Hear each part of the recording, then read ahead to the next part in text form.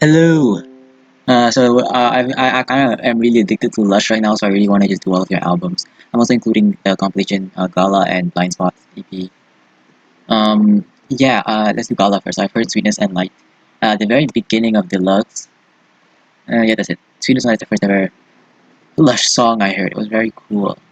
Also, like the reason why I want to like do Lush right now is because Lush. I'm really like into it right now, and I really want to get to this stuff. But like I said, like how like oh I had to do like, the shoegaze triangle first before, but like bro, I am not sitting through 12 albums, 7 from Ride and 5 from Slow Dive before I get to Lush. Like I want to play Lush right now. I realized that wait, why am I even doing this? I can just do whatever I want. This is my channel, and I can listen to whatever I want. So let's just listen to Lush right now. So yeah, this is Gala from 1990, compilation of all your stuff before their albums. Uh, let's hear it.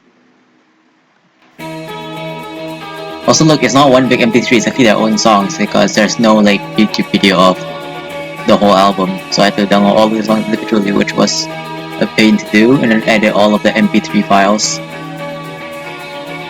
So for some reason, there's just an image now. I think the MP3 player is smart, as in like it like knows. Cause look, how do I? Look, it just has an image of Lush. Like I did not put that there. It put that there itself. I think it's smart. I think the media player might be smart. Oh,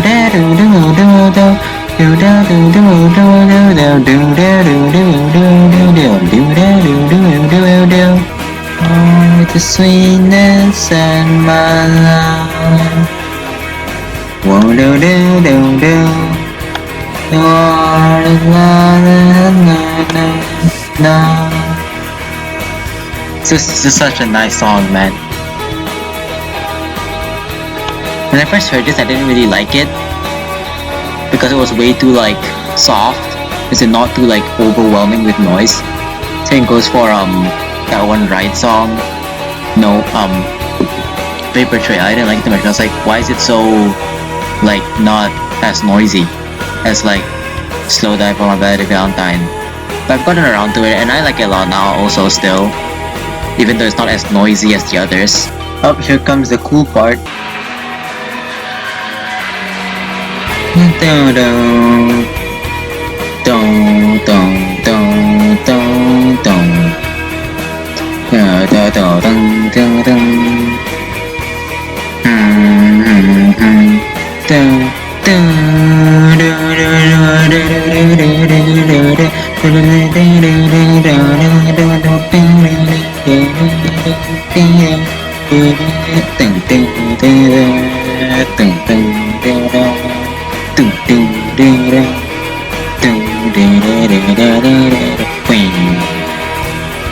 Yeah, I love this part too, where all of the other sounds also come in. It's such an amazing way to open up Lush, you know, like this song, the beginning. Sweetness and Light is incredible. Like it is like probably the best opener out of like all of their projects. And like yeah, like I can see why it's their most famous song on YouTube. I personally it's not my most favorite song, but like it's still up there as like one of my favorites. It's such a great song. I like this song has this like I don't even know how to describe it. It's like happy but not kind of like more like toned down, you know, like somber type of feeling. I'm not sure. Like it's very interesting the chords in this song, yeah, and I really love the way like the song progresses, especially you know the part, like that part is really cool. And like I said, the entire song is just very, very nice, man. Next is sunbathing, people talking.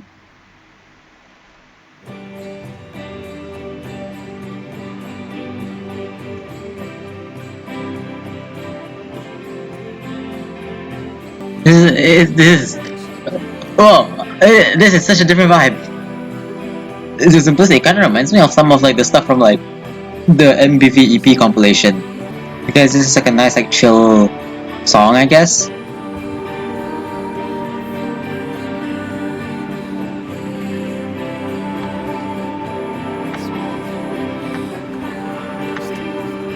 Whoa.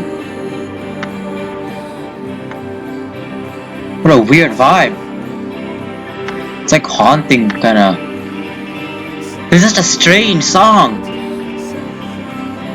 I don't know if it's supposed to be like an interlude or something. This very much feels like an MBV song, but like without the intense distortion of MBV. Sunbathing is pretty nice. It was like chill song here. I really love how like it turns out of nowhere. It's like the na na na na. Like the guitars make like really cool noises and stuff when that happens. It's like a lot of really cool stuff happening in the background that I never realized at first because I used to not really like the song too much. It felt too boring, but it's actually quite. It's nice to listen to now actually. That was interesting, man. That was actually really surprised me.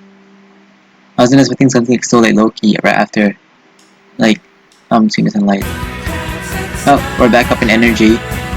Since this is like 1990, I know that like also just Lush in general isn't as intense as like the other bands.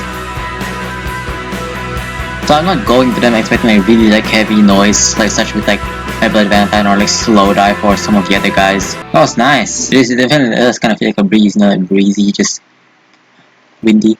Breeze is nice. I prefer it over Sunbathing, but I both think are pretty nice songs. And for some reason, Breeze always reminds me of Scarlet for some reason. Every time I'm singing it, it kind of goes like this. Na na na na na na na na na na na na.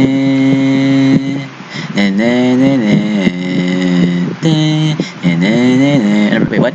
That's not Breeze. That's Scarlet. I don't know why.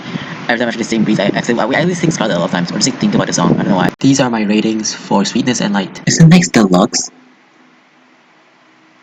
Yo. This is the most hyped for song out of all of the songs I've heard the beginning for. I really want to hear the full song. Please do not disappoint me. Oh my god. Yo. I'm not ready for this, dog. I'm not ready for this. Also, at the beginning of the music video I saw looked so awesome as well. The US version. I'm on the side. That's an open mind. It's not through your eyes. It's through your veins.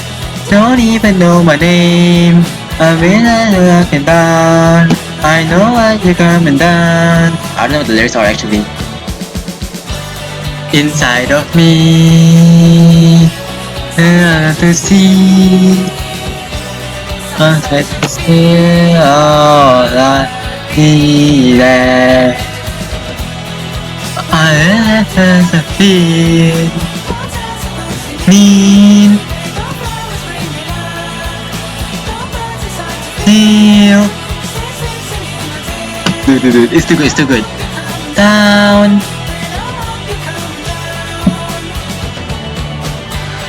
Alright, this is where I stopped. Hey. Waiting.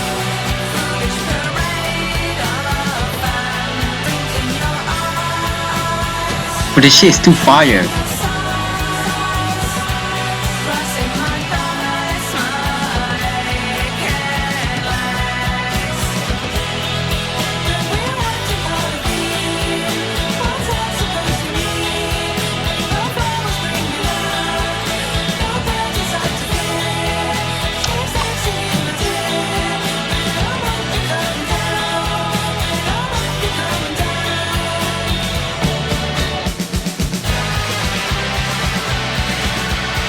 Whoa! This is awesome. Whoa. This is awesome, dude. That shit did not disappoint. It's just such an awesome burst of energy. That was just so fire, man. That was awesome. Deluxe is just such an awesome song, man. It's probably the most energetic song on this EP compilation thing. It's one of the most energetic songs out there. It's just so nice to listen to, man. Like, dude, it's just so like bright and stuff. Like most Shugi songs are pretty like dark. It's like so like happy sounding and stuff. And I'm pretty sure the lyrics are also pretty happy sounding. I think I'm not too sure, but yeah, this is just such an awesome song. My favorite part of the song is for sure like the way that like Emma's and Mickey's vocals like combination. I love like when you get a random like burst of like Emma vocals like the like that. I really like that part, man. I really love like, the way their vocals work together like that. It's really cool. Whoa! Okay, I was not expecting something this noisy actually from Gala.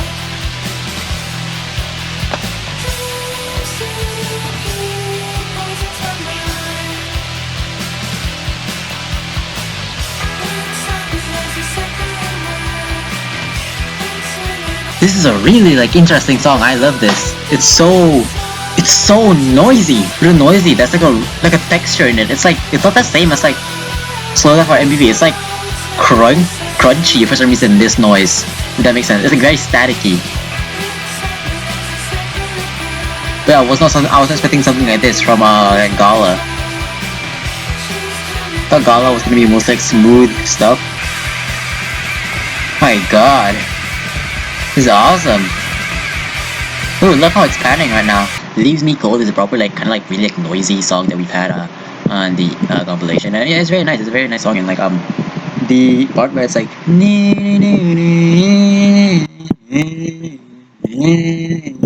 reminds me a lot of Baby Dog.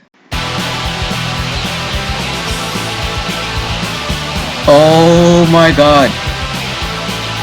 Alright, so these are multiple EPs combined. So I guess Sweetness and Light was mostly smooth stuff, and maybe the EP that had Deluxe is mostly like very noisy stuff, I guess, maybe. Wow, this is very nice. This is like very nice. Oh yeah, also one thing that I like about Lush is that they keep more of their like angst, like funky energy in their albums, I think, compared to something like Slow Dive or MD, which can be very like dreamy and like smooth. Not smooth as in like not noisy, I mean as in like very like ethereal. Like this one is more of like a funky edge, kind of like with Isn't Anything, I guess, if that makes sense. Like Lush in general, from what I heard. That was very cool. Downer is a very nice song. You know, it's quite energetic and, you know, like very like, you know, noisy and shoegazy. I don't know, like the what's it called, their vocals are so dreamy while the guitar is so like, you know, like like it's like like a contrast of like energies. Platform second version, that this is another song that I've heard a lot about. I've never heard it.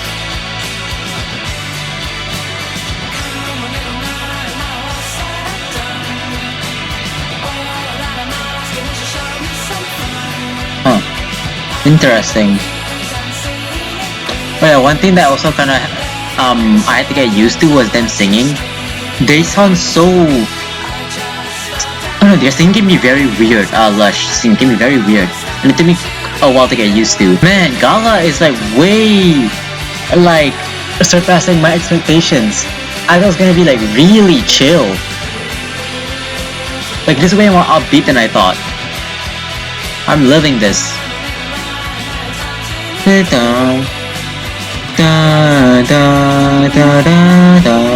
This is such a nice song. You can see why people like this song, and it's one of the more popular ones from this compilation. So I must say, I love the Gala cover, like the album cover of it.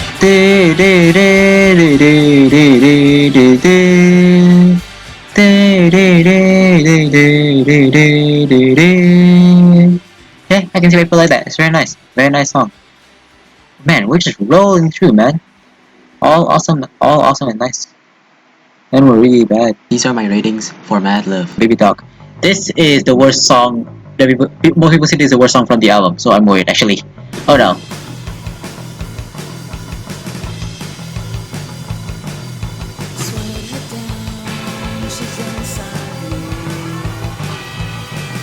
I'm already liking it.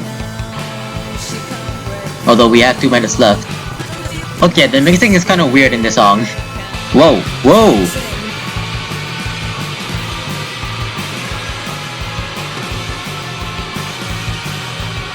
Yo! This is awesome. It was like a train just now, the sound. I'm liking this a lot. Also, both Gala and I think like Split are an 80 on AOTY, but they're both not must-hears because they have less than 500 like viewer ratings. Lush needs to be known more. I want to see them having a must-hear because both of them have albums that would be must-hear if they just had more viewers. Hey, I love the song, but I can see why some people might not like it. What a weird song.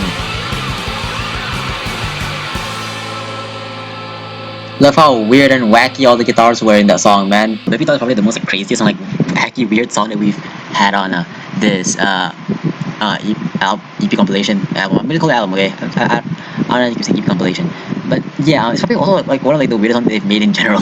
I can see why people don't like. Personally, you know, I like it quite a lot. This is not my least favorite song from this from Gala. It's not. It's actually one like I like it a lot. It's how like.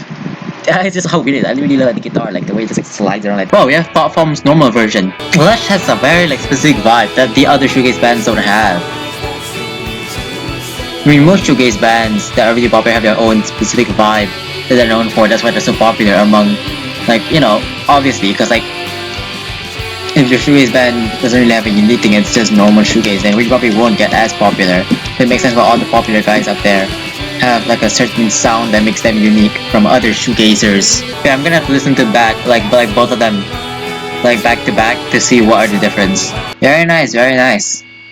Not sure what the difference is, but I'm fine with having thought forms twice when if I'd like when I would be listening to the compilation. Because it's a very nice song. Not gonna lie, it took me way too long to realize what the difference was between the two thought forms. At first I thought it was just, oh, thought forms version is much more like ethereal and stuff like that. But after a while, like just recently I realized, oh, normal thought forms also has something else. It's the fact that it has way much stronger guitar sounds. I didn't even realize that, like, quite recently, to be honest. And yeah, I like both for different reasons.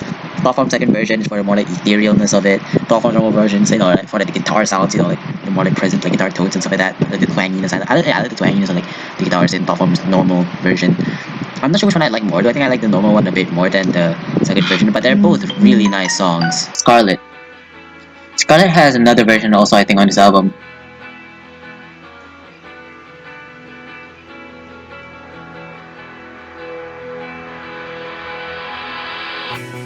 Whoa! It was gonna like explode or something for a second there. Like into sound. Not for it to just like stop.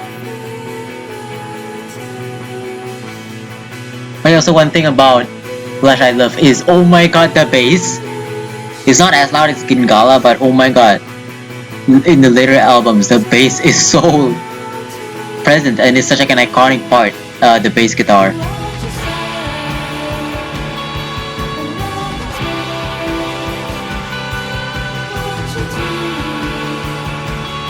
Wow! This is nice.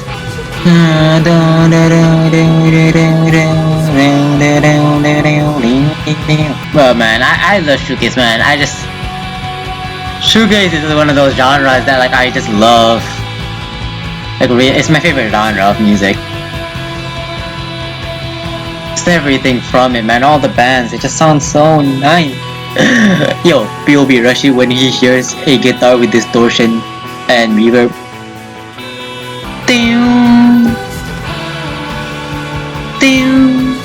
I love that. Oh my god, that was incredible. Scarlet is an amazing song. I really love just like the sound of like all of the guitars just like fly. That one like guitar is like flying around like. Yeah, I really love how that just flies around. What? Alright.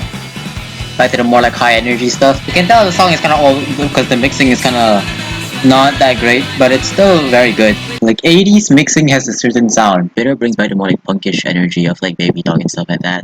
Like I really like just like the drums. It's just so like intense in the beginning and stuff like that.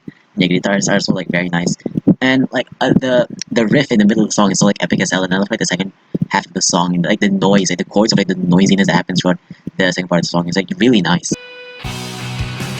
Second side. What did I say, man? Iconic basses.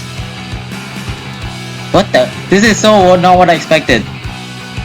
From like Gala, it's just such a.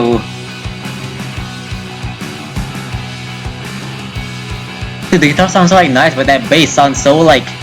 Sounds like a goddamn like rock song, like a metal song, dude. That bass.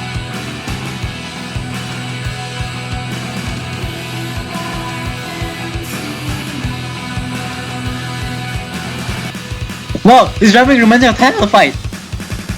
And then oh my god, that sounds exactly that one song. Second side is kind of weird because like the bass and the guitars remind me of more like metal music or even kind of like Middle Eastern type of music, just like weird like what's it called? Macrodol type of music kind of reminds me of that a bit. I don't know why. But yeah, the bass and the guitars are just so interesting and kind of strange. I really did not expect that, But yeah, it's pretty nice song. I like how like their vocals here are also so like kind of their vocals is mostly just humming. Like it kind of sounds like synth pads almost. It very much fits the vibe of the song. Like they're like there's more like darker vocals here, like the sound. Yeah, it's a very interesting song.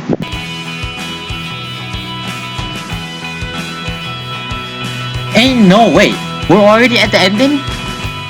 there's two more tracks here. There are two bonus tracks, but the original Gala ended with Ethereal.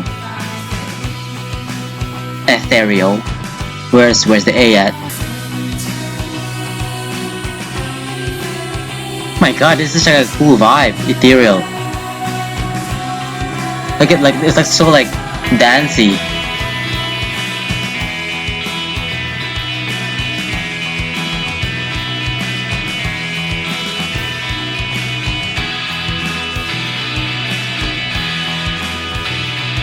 Ooh, love how like the tung sound is like going between my left and right ear.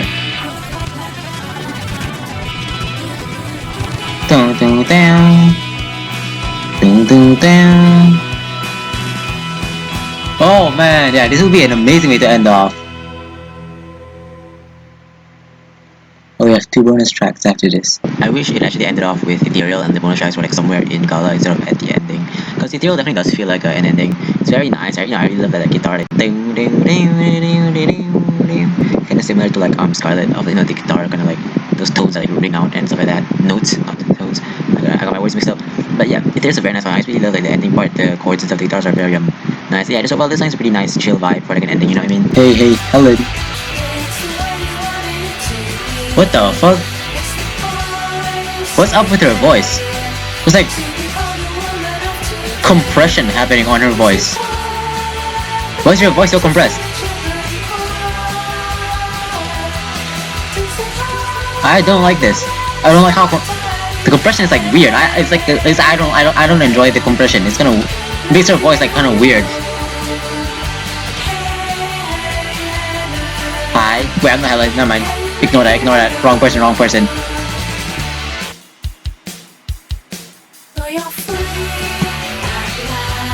Everything is nice, but I don't like... So why is your voice so upfront? I don't like this one too much. It still sounds nice, I just don't like how compressed her voice is.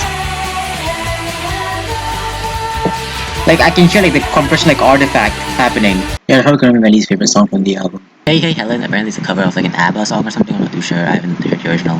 And yeah, it's my least favorite song from the album. I don't think it's compression or anything, I think the mixing is weird. I don't know, there's something about the way the vocals are mixed is just kind of puts me off. I don't know, maybe I don't know, there's something about the vocals don't feel that great to me, I don't know why.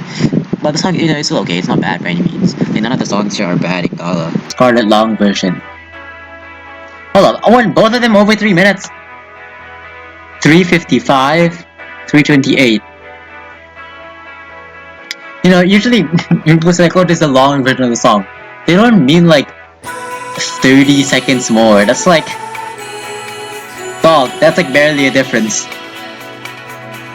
Oh well. Oh, I never realized how like airy the guitar is. Like, yeah, it reminds me of like Fruity Guerrero a bit.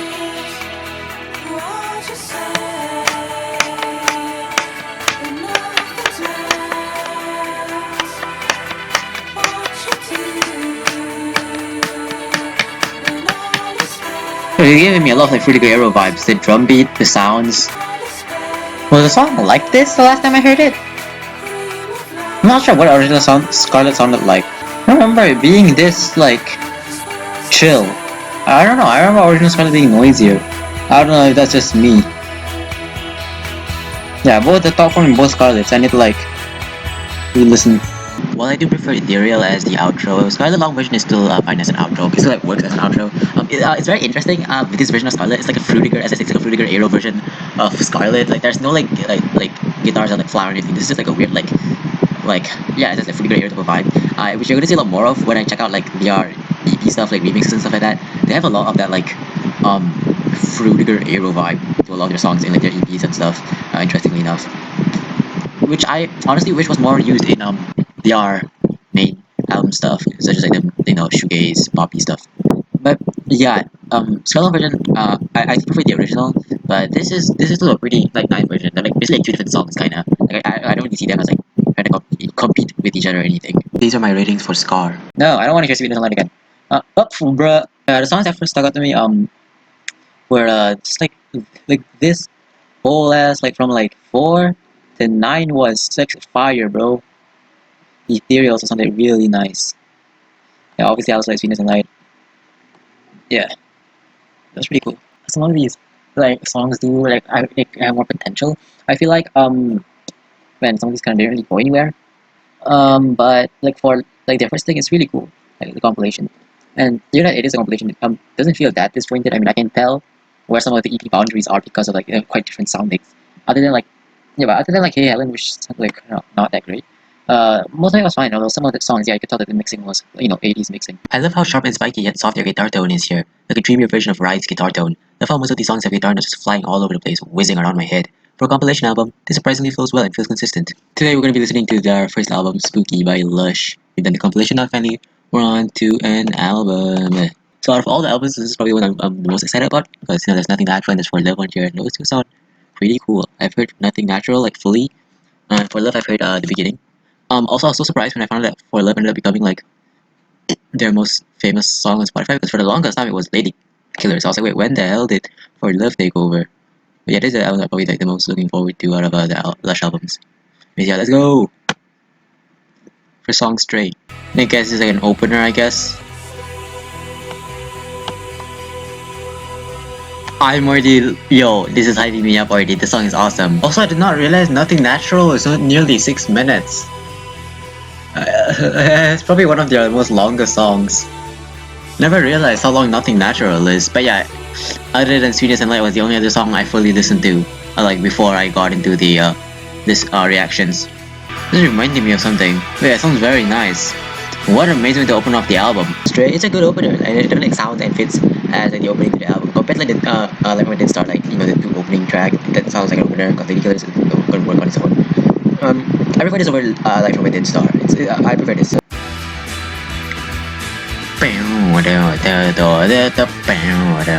Yeah, Nothing Natural. I love how like hazy and like dense the atmosphere is.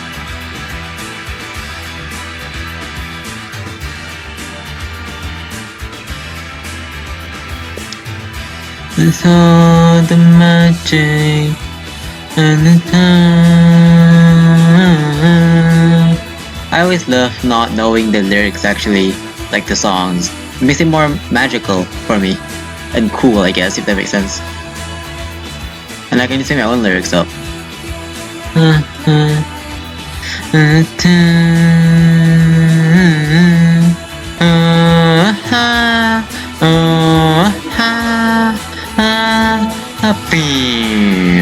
I love that guitar hit. Dude, one time I had this song on repeat for like straight up like 3 hours, bro. Yeah, I love this song also.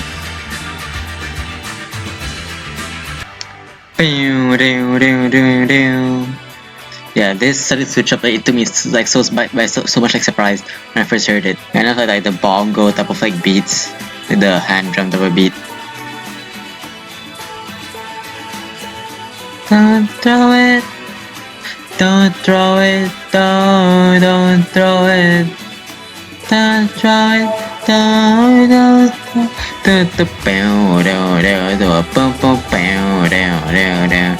Yeah, I love this ending, man.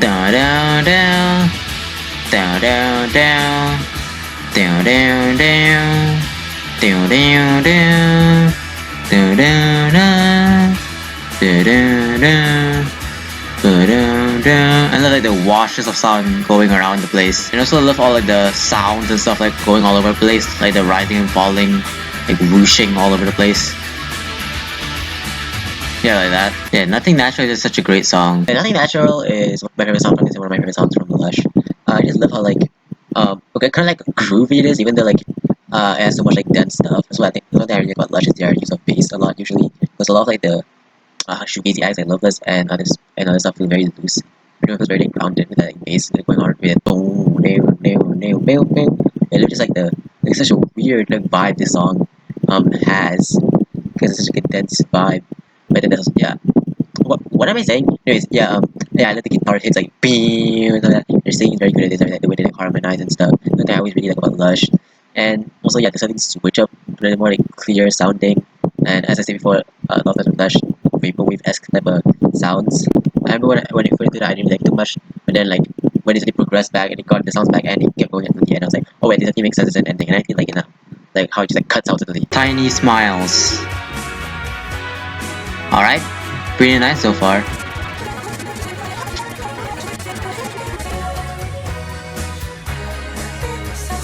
This is so interesting. I love the vibe of this song.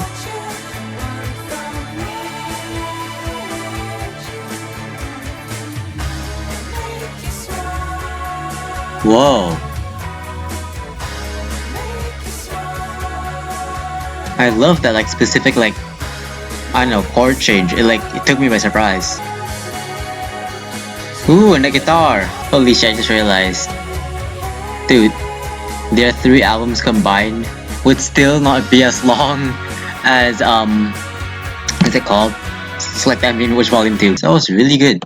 Pretty cool. Much more chill vibe of nothing natural. Huh? Oh, is there a transition happening?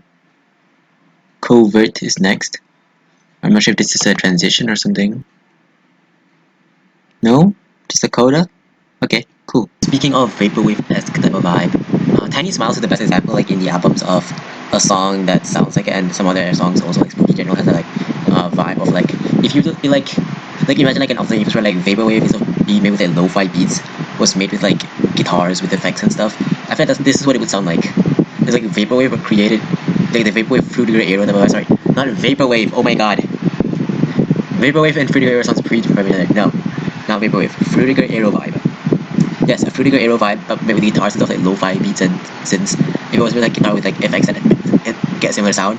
I feel like this song is what it would sound like. I don't know, because of that Fruity Gray Arrow vibe and some other Lush songs. Lush in general kind of has that really weird vibe. This sounds like Out of Control. You know, that like jangliness of the guitars and stuff of Out of Control from what's it called, Blind Spot. Woo, I love this. What a strange vibe. Like I didn't expect this. Man, that was interesting, but it wasn't. Covert is my least favorite song on this album. Man, it had such a good beginning too that kind of hooked me. I was like, yo, wait, it's gonna be exciting. But then the vocals gonna come in, and I'm like, oh, I don't really like this so much. Yeah, a lot of Lush songs suffer this problem of having really weird vocals. I didn't know how to describe it. It's like it reminds me way too much of like sad, poppy, cheesy 90s mainstream music, and it just like turns me off. I'm like thinking of like some like it sounds too much like something that like your mom would listen to. If that makes sense. Like I don't know. It's just I don't know. That kind of gives me the ick, man. Same goes for the sparkle sounds. Oh my god, like the sparkly sounds that they have in like from a Dead Star in this song and some other songs. Get out, bro. I don't like it. That sound. I really don't like that sound.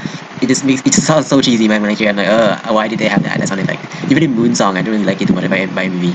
Like, dude, do not add sparkle like sound effects to your song, man. I don't know. Wait, why am I telling you this? Do whatever you want to listen to, actually. But yeah, Lush, like, it definitely is for a certain of people, and like this music has a very specific vibe of like certain genre, something, whatever. And so I see the appeal that Lush has for the people, but I'm not one of those people. So I don't like it, which is why like Lush has been so hard for me to like which is why I've been procrastinating for so long. It's just such a I can't. I had like take a while for it. I don't know. It's just not for me, man. Like most of their songs, like the more like fillery type of songs, man. I don't know. Speaking about Echo song itself, this song gives me the vibe of a woman going like sailing the high seas to find her lost lover. Do what you will with that. Ocean. Hey yo. I like this drum beat so far. Yeah, this is keeping on the same vibe as the previous track. It reminds me of like something. It reminds me of like old like pop music.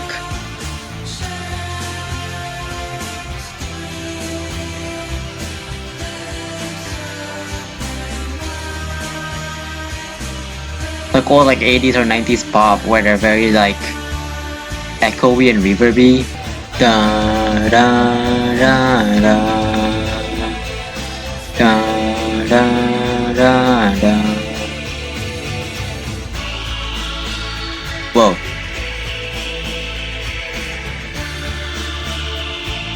Whoa! Why does this remind me of OK Computer? That's a pretty nice, just like chill vibe. Just relaxing. Ocean is like if you really like the weird singing of Covert, but like make it good and like fit. Yeah, this was like a good version of that. As in, like it's less like the kind of weird singing of Covert, but it's like the other song that I'm okay with. And yeah, it's a pretty nice vibe and it's pretty catchy. Like the ending, the na na na na. But still, it's Lush has a big problem of a lot of the non single songs being very fillery and kind of nothing. Oh my god, it's for love. In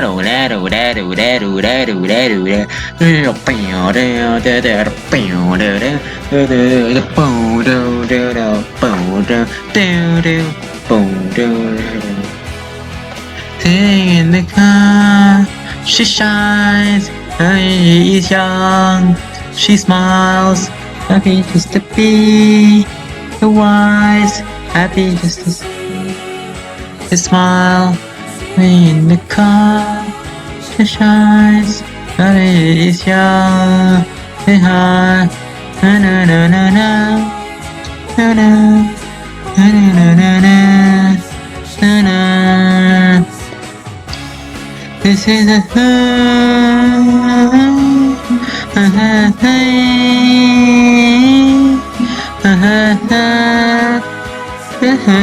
self in the cat. Yeah, this is where I stopped. I'm surprised this overtook Lady Killers. I thought Lady Killers would always be their top song. Whoa! Okay, this is surprising. I thought it was gonna like stay like the same vibe the entire song.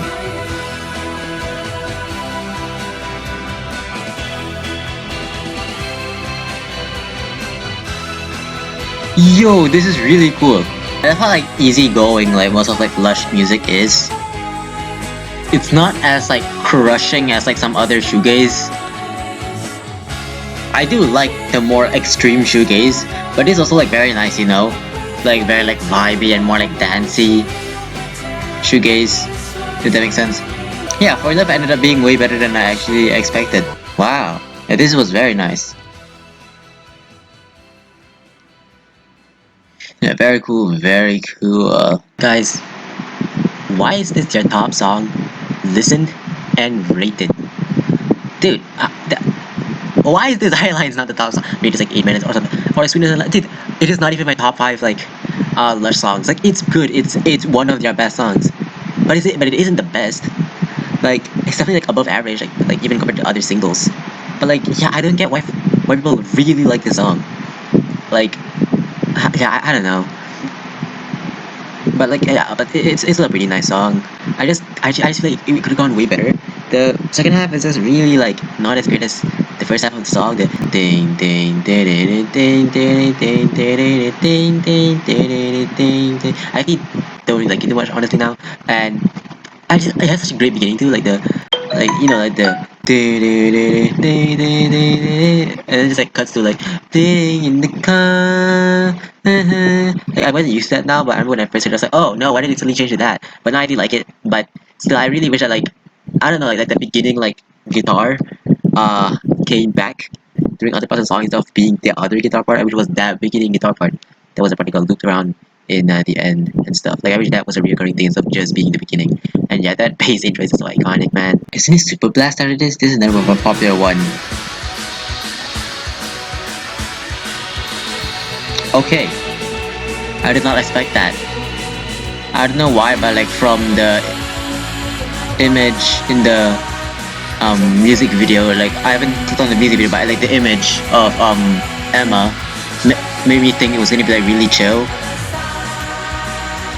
Makes sense why it's more upbeat though. The track has an exclamation mark in it. Super Blast.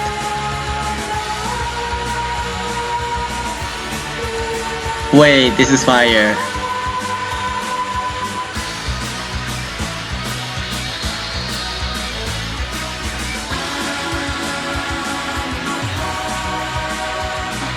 Oh my god, guys, the layers.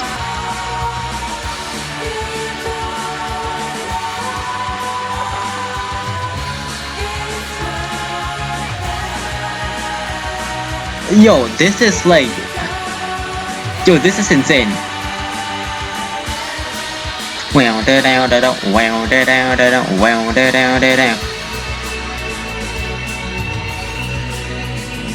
Oh my god, I love that drum pattern. Yo, that flanger in the background though? Or phaser? Them airplane noises.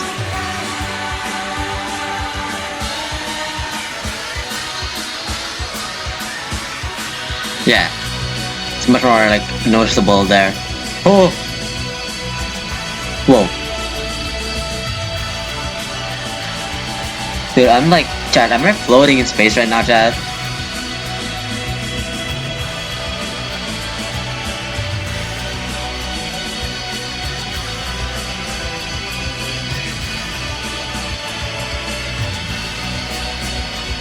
What is this track? Oh my god, this is so amazing. Dun, dun, dun, dun.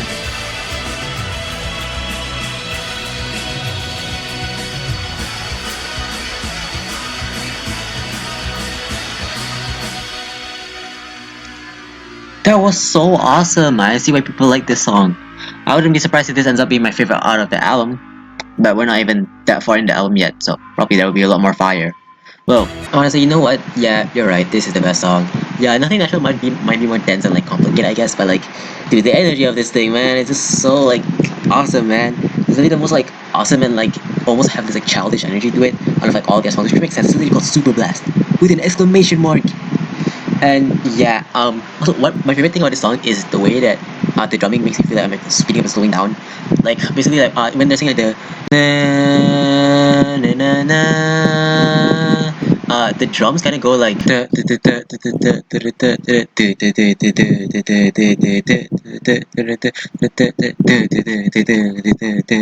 it makes this really cool like push and pull feeling where it's like yeah,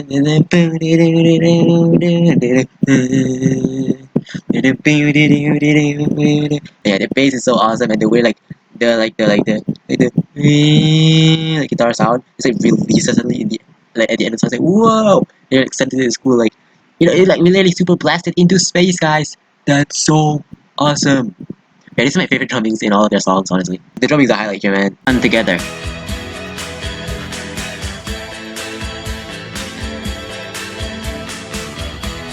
Oh my god, I lived this already. What the hell is that guitar tone?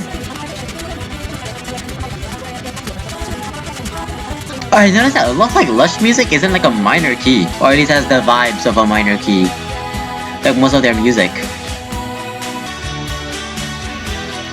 Oh wow, this is a very nice vibe.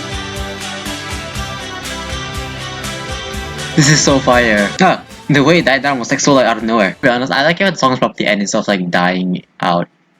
Like I prefer that over dying out, but it's still okay. The song dies out. I just prefer it just ending. And together, it's a pretty nice song, and I also relate to the lyrics, so it's like it's much more like elevated for me in that way. And yeah, I used to not really like it past the intro, but I actually like it quite a fair bit now. Most of the songs I used to not like past the intro, but now I actually like I can listen to it like their entirety and not be as disappointed. What? Fantasy. Fantasy by M83. Whoa.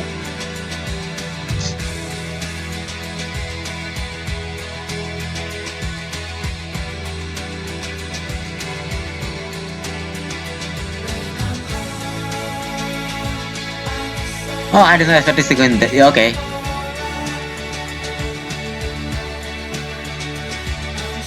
Lush always be taking me by surprise.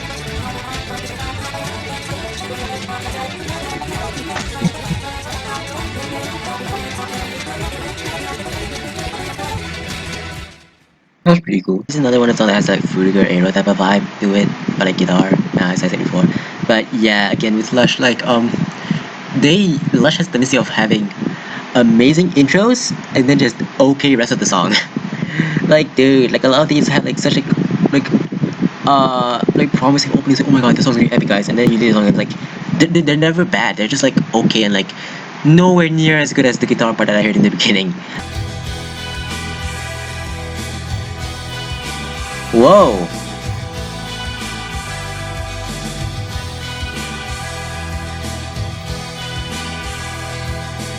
Yeah, Lush has like very like iconic like guitar or like bass riffs. Whoa! That guitar sound. Yeah. That like shakiness to it. Wow, I love this.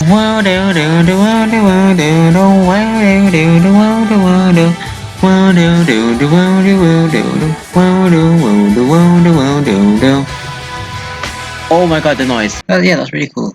It's a pretty nice song. It almost lives up to the beginning. Yeah, the beginning is so awesome. Like just the way the guitars and the bass play off each other. I really like it. But yeah, that's a song. It's much more better than the rest of the songs that are like not singles. Like and they're not like not the beginning.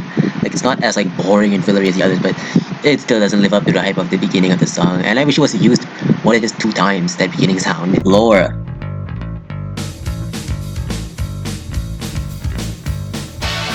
Oh my god!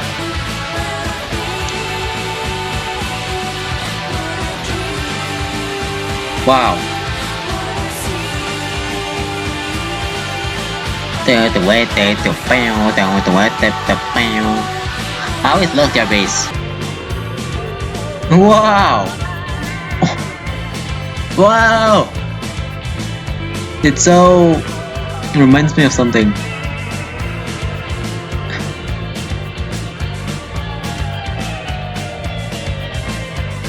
Oh my god, that part, oh my god, that interlude part was so awesome.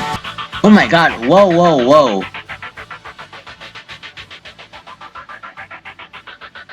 Sounds so weird. Laura is my favorite out of the non-single tracks here. It lives up to its beginning because the rest of the songs sleep better than even the beginning. Crazy, I know, right? But yeah, the like set in like almost like tropical like beach type of vibe randomly in the middle of the song, like just because that's really awesome. Yeah, the whole song is like very nice, like classic shoegaze type of song.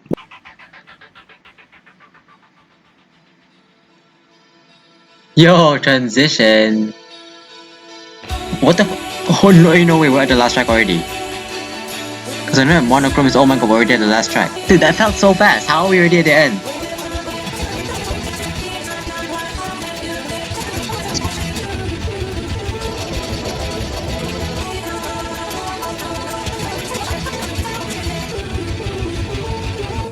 Pretty cool. That closer it wasn't too interesting, but it was pretty nice. Just chill. Monochrome, I think it's my favorite track out of the closers for the albums. I don't know, all 3 of them are just really boring. But yeah, I think this might be the least boring one, but it's still just like especially the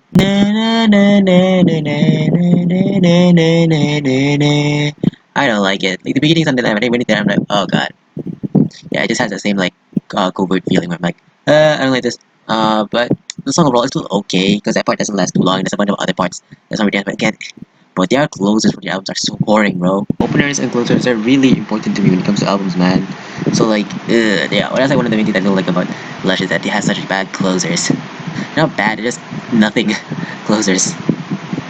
I mean, these 3 songs do fit as closers. They do feel like a closer, but still, it's not an interesting track, bro. It's definitely the songs more like developed this album than like Gala. Like their sound, like the mixing and stuff is better, and like this general sound is more like complete, I guess. But all the songs kind of just blended together. There are only like a few like stuck out moments for me in this album. Most of the songs kind of just they were there. Like I can't.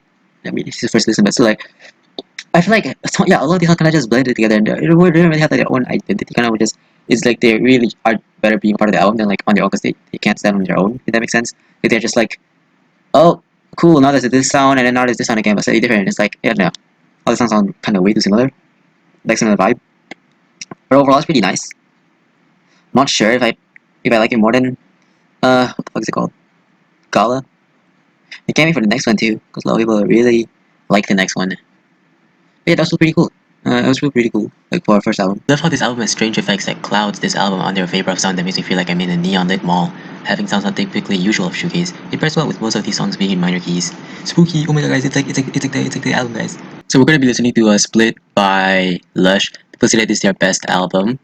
It's supposed to be a complete and like well produced album apparently or something like that. And people always say that this is the best album. People always love talking about Split, man. This is the only album from them where I really have no idea what any of the songs sound like. That's gonna be even more exciting. First song is Love Life. Okay. Also, there's like 2 versions of the album cover for some reason. One with lemons and one with sticks. Personally, I prefer Sticks because the lemon one is a bit too like jarring to look at. It's kind of ugly, not gonna lie. This one is too. The art of like, the EPs and stuff also from this and singles from this era, I don't really like it too much. I don't like this something where like all like the split all the art from like split kind of it's just not that great to look at. Like the color mixing is kind of weird sometimes, and it's just a little like jarring, I guess, to look at, especially that lemon image. I don't know what the text is though, like all of this text, you know what I mean? Also interesting how like this track is called Love Life and their next album is called Love Life.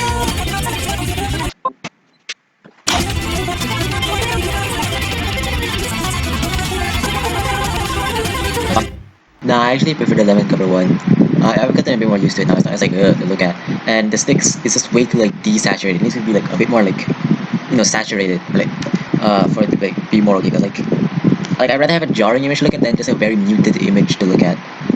But I have no idea why Love Life is the first track. For some reason, on like the YouTube playlist it was the first one, so I thought it was the first one of the album, but it's not. Love Life is in between Hypocrite and Desire Lines, and yeah, it's very forgettable because of the fact that it's in the middle of the two singles of the album, and I feel like Hypocrite would have went nicely to Desire Lines. So Love Life just feels a very weird like interlude that kind of becomes really forgettable because it's in between two like really like much more better tracks. I mean, I guess it's kind of memorable, but I don't know. And also not to mention the fact that like the entire album now that kind of overshadows the track. Light from a Dead Star. Whoa. Reminds me of like when like people like bow a guitar with the sound just now. Like the very beginning. Bro, look at the thing at the side. You can pick a just very like chill vibe. Just a nice like chill song. Honestly, I wasn't even expecting lyrics to be in the song. So weird hearing just her voice. Oh, the sparkles. That was an interesting song. A lot of people said this. Whoa! Whoa. It reminds me of Love Like Pyramid song by Radiohead.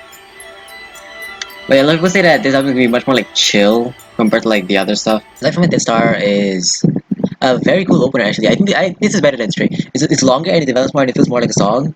Like when it comes to like the two songs that sound like an opening.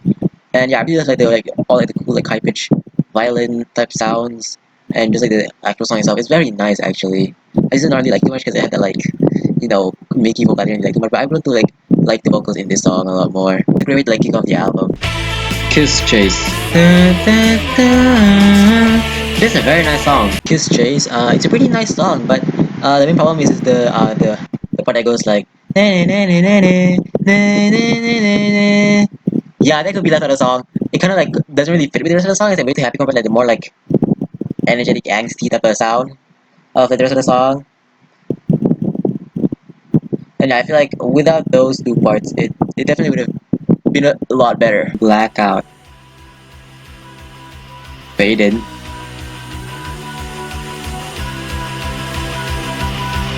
What? Whoa.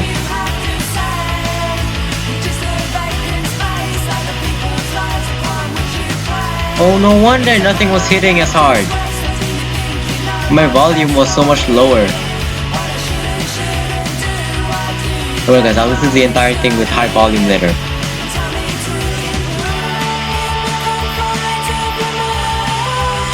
I was wondering, why is everything so soft and quiet? This is something very nice. Also, Split is their longest album. Why is it so abrupt the ending? Blackout, it's a pretty nice song. That fits like well in between Kiss Chase and Hypocrite. And like I don't really like the fade-in too much. It kind of reminds me of Black Star by Radiohead. I don't really like fade-ins. And the ending is just out of nowhere. It always gets you every time, and like I don't know. I just wish it was a proper ending because that was just too like But yeah, the actual song is really very nice. It's a very like energetic shoegaze type of song that Lush is known for, like the more like high energy type of shoegaze music. And like when it goes into like the more like the chorus singing part, I don't know what it's called. I like Kiss Chase where like kind of makes it weird. So it kind of elevates it and it's like kind of because it's like flying like whoa guys. But yeah, maybe the abrupt ending is because it's like trying to say like it's like blackout. You sleep blackout, but like I don't know, man. Maybe it's deep, man. I don't know, but I don't like the abrupt ending too much or the fade in starting. Hypocrite. Oh, this is one of the music video ones.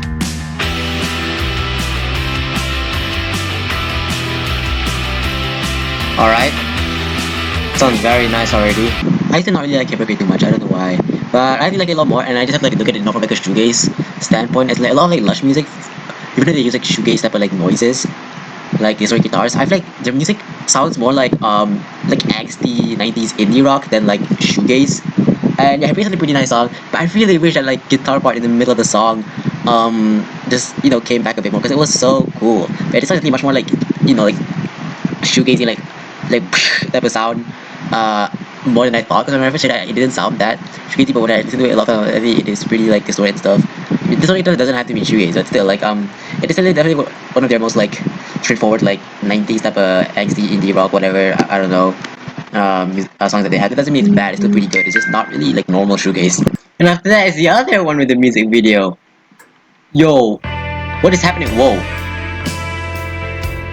Excuse me?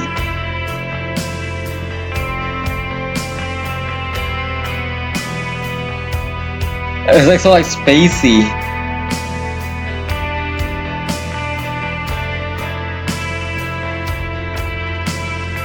But that like vaporwave type of vibe.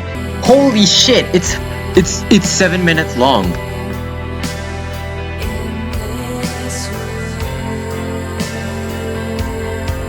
And sure, I thought Nothing Natural was your longest song.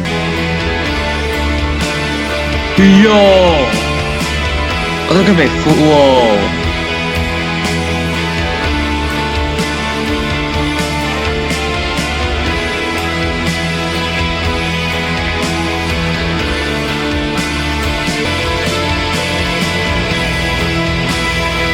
Dude! Holy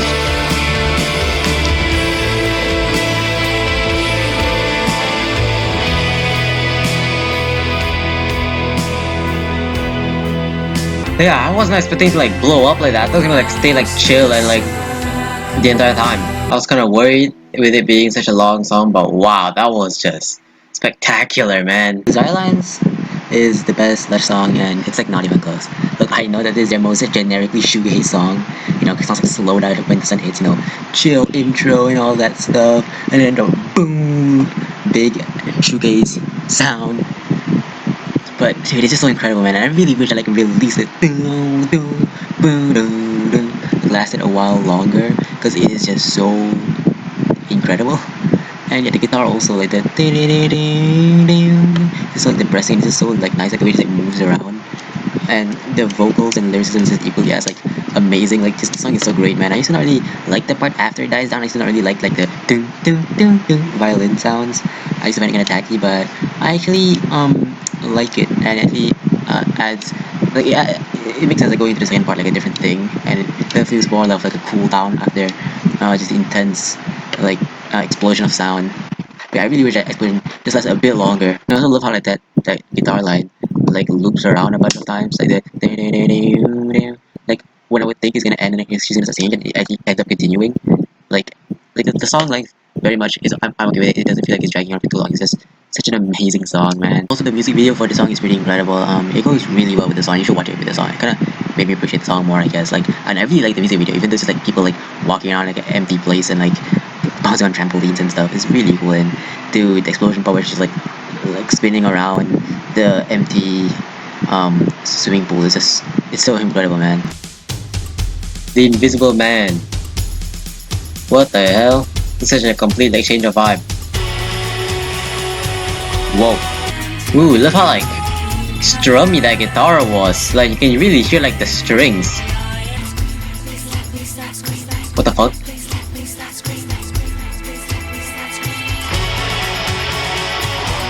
Okay.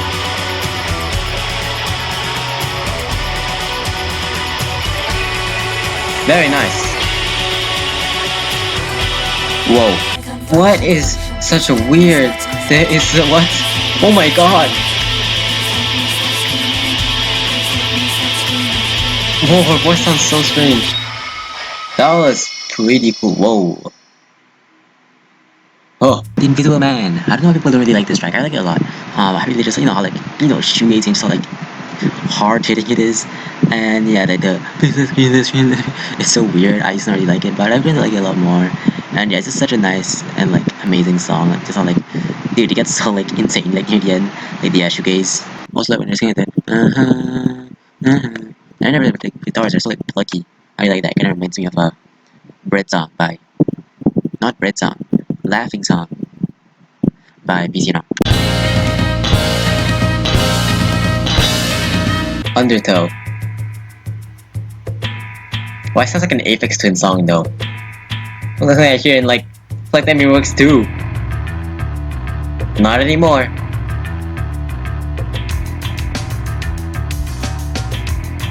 The hell? The way that drumming came in was so weird.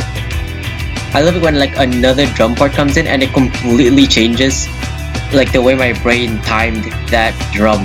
That makes sense.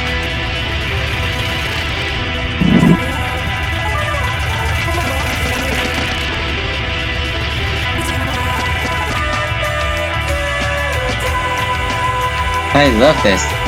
How high their voices are. Very dreamy. Also that bass, dude, is so catchy. Oh my god, those sounds. Whoa, the guitar. Dude, Undertow is such a nice song. Let me try to pull you free. Let me try to pull you free. Let me try to pull you free. Oh, that was a really good song. Undertow, while it's a pretty good song, the last 20 seconds kind of ruin it. When her voice really kind of like goes up, I don't know, something about that just makes me uncomfortable. I don't know, I think it's the same thing as like Covert, where vocals just are not great. Yeah, when that happens, I don't like it. It kind of ruins the song for me. Like, it's still a really good song, but like, when I'm listening to the song, I'm just thinking, man, I'm really dreading what's gonna happen in a bit. It's like, I'm just thinking about the ending the whole time. And it kind of like prevents me from probably like 5 minutes, and I'm like, oh no, I'm gonna get the weird thing later. Like, if it didn't happen, I just ended with the noise and stuff, just like going down until her voice is going up. Then like, I don't know, I probably would have rated it way better. Yeah, that bass, like, it almost sounds like a synth bass almost. Like, it doesn't sound like a guitar, it's just like, I think there's like noise and stuff and the distortion that comes with it, which makes it doesn't not sound like a guitar. But it's like, yeah, it's really cool, like the weird like metallic drum sound. That reminds me of Radiohead. I'm actually kind of surprised by this album. Yo, 8-minute song? What? This is even longer than Desire Lines.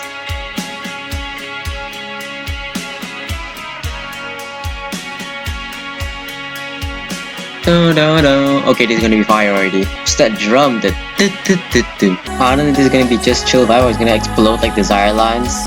I love her singing in this, it's so nice.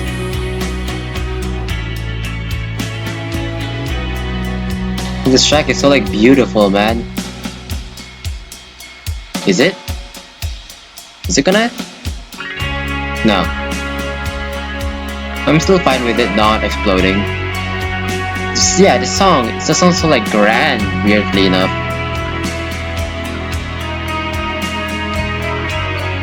Oh, these guitar sounds are weirdly reminding me of like Wild West type of music. Dude, all of these sounds, man, so like hypnotic and nice. Oh my god, the violins.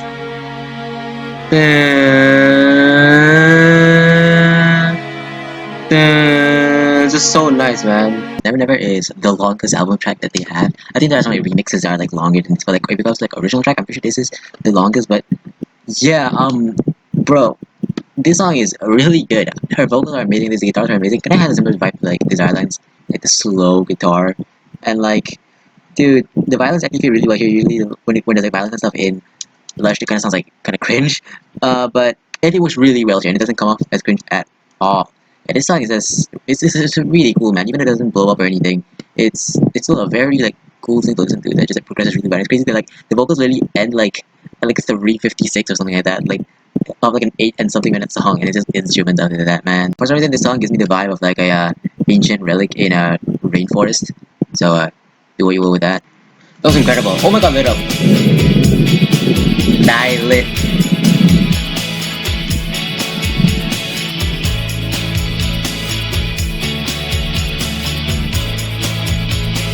Why does this feel like a commercial? How does it has like a 80s supermarket vibe? This is a pretty like chill vibe. Look at the rattle at the end. That's pretty cool. Lit Up and Live Life are the two worst tracks on Split. they're pretty nice songs, but I'd rather have them on like Gala or Spooky. They really did not fit here. They really bring down my enjoyment of Split as a whole. I'll talk more about it on their Split review. But Lit Up is better than Love Life. It's much more interesting. And yeah, I also like I'm kind of okay with it being in the album because it kind of feels like because it got like a random commercial break. And I was gonna say how it sounds like a commercial, but when editing, I realized I did say that. While reacting to it, I didn't even know that I said that. Like months later, I'm thinking about this as a commercial, and I didn't know that. I also thought that originally. But yeah, it feels like I really got a commercial break after like Never Never Suddenly, and it has like it has like like commercial jingle type of like music type of vibe. But yeah, it's still like even though it is better than Love Live, this both this like, and that they just stretch on for way too long. This is so boring after like the first few minutes. You're like, man, when is this gonna end? Starlust. Whoa. The guitar sounds like a fan, dude. The of the guitar. Is lightning happening and thunder? I can feel the table shaking, like vibrations, but I can't hear the thunder because the music. Whoa! Oh my god! It's so crunchy. It's like a My Bloody Valentine. There's like My Bloody Valentine type of sound. Whoa! Whoa! Yeah, Stardust is my favorite like non-single track on the album. I really love the energetic like shoegaze type of style that Lush is like known for. It's really nice, man. And yeah, that it's like really catchy, man. Like, I always remember it, and I would be like humming it randomly. You just love just how intense like it gets, and just like the overall this entire track, it's very nice, man. It's more like shoegazy than like most of their other tracks. When I Die. Oh.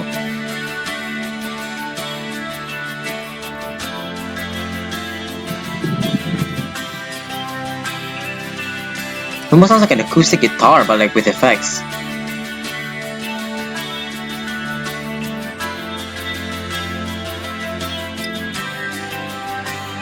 Also that like maracas type of sound. Whoa. So like big with all like the violins and stuff. That's a pretty cool song. When I Die, bro. Like the guitars in the beginning and stuff, the really cool guitar effect, like with the acoustic and all that stuff also. It felt really promising, but then she started singing and I was like bro, it is bro. I don't know, it has the same weird thing that I don't like, man. And it just feels really boring to listen to it when the violins and the goddamn sparkle sound effects stop using that. All comes in, it just comes off as like even more like it's just like it's like giving everything I don't like. But dude, like come on, at the beginning it sounded so promising, man. Although the part where she went like I don't look up, I don't look down, I look ahead, that thing sounded pretty cool actually. Oh, the album ended. Okay, that album, the beginning and the ending wasn't the best. I say from like Desire Lines to Never Never was amazing. Then everything else was just kind of like okay and kind of just flew by, I guess. Didn't really stick around that much, and I didn't really pay attention to it. Not sure if this is better than Spooky. Maybe. I mean, I guess it sounds more complete, but again, these songs, they need to have a bit more of like their own identity, like each of these songs. They're just like way too similar to each other, some of these songs, man. Just blending in. Their most straightforward shoegaze record. Love how they had this upbeat energy that other shoegaze bands didn't have at the time. While other bands were more focused on dreamy soundscapes, Lush were making fast-paced, crushing sounds in this album. Still the same day as Split, we're just gonna do straight to their last album. Fuck is it called again? Love Life. Yeah. I know that they do much more like Britpop here, and like so it's gonna sound pretty different from their rest of their stuff. I know that I'm Love Life. It's gonna sound pretty different. I've heard the very beginning of Lady Killers and the very beginning of Single Girl. That's it.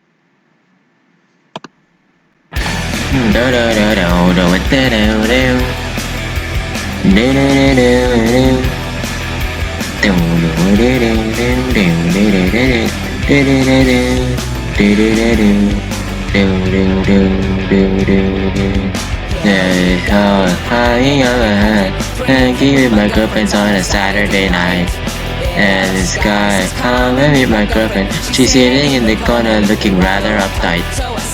This is where I stopped.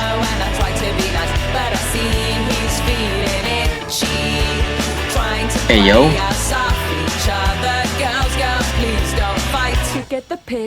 What? Oh. The song went softer than I thought? I don't know, I thought it was gonna like go really hard from like the beginning that I heard. I kinda wish it went a little bit harder. He flirted like a maniac, but I wouldn't bite. I'm weak and he was so persistent. Also, yeah, you would be a bit surprised hearing this after hearing the previous two albums.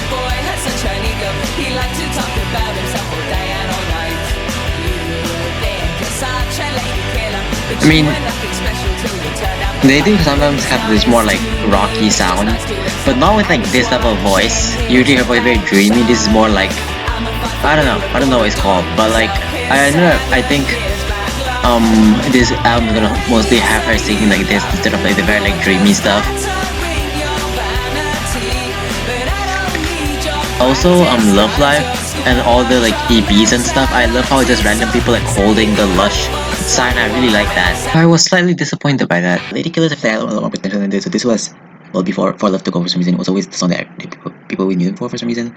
It was the most famous song on like YouTube and on Spotify before For Love. And yeah, I don't really get that with the other Lush songs. It's like the beat was so good, but then like you hit the chorus and it's just not that great. And I really don't like the more whispery clapping part. I really don't like that. I don't know. It's just way too like cringe and like corny. If that makes sense. Like the lyrics are completely fine. It's just, I don't know. It's kind of weird and like they're really cool. Like when they have like, the little guitar part, but like, when she's still singing.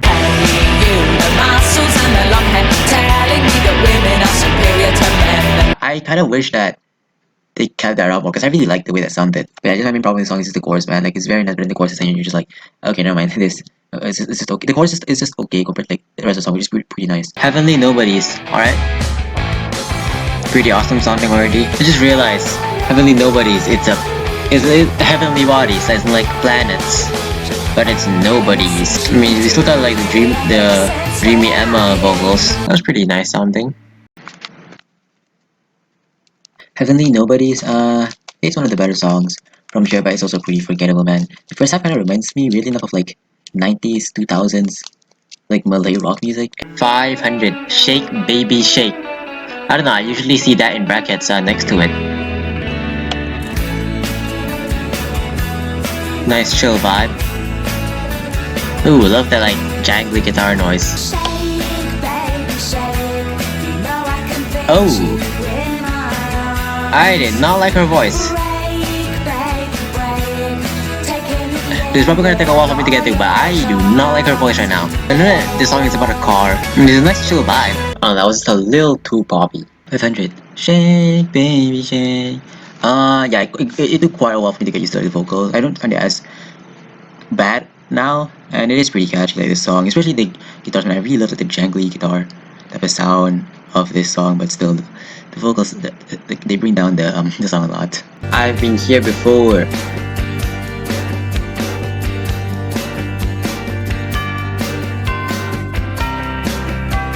Whoa, bells. Whoa, with horns and stuff. I wasn't expecting it to like turn like this. This track is like kind of like in the middle of like the bad and the good tracks. Here, the horns and bells are kind of interesting because I like the ending and the lyrics are they're okay. Papa San. What does that mean? The guitars are very nice. Man, this track is like so empty and like stripped back. It's cool. What does Papa San mean? Papa San, I have no idea what it means. It sounds like Filipino or something. But yeah, this song is pretty boring. It's not as boring as the other tracks. They're like pretty like empty and chill. But yeah, I like as I said the guitar in this. I like how like kind of reminds me of a harp in like some parts, man.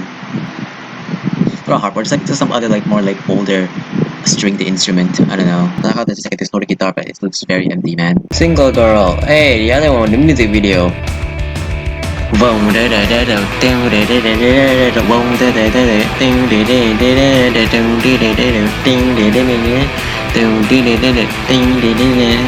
Single girl, I don't want to be a single girl. That's where I stopped. Oh wow, the guitar sound like very beautiful. Huh? Oh, cool. Whoa.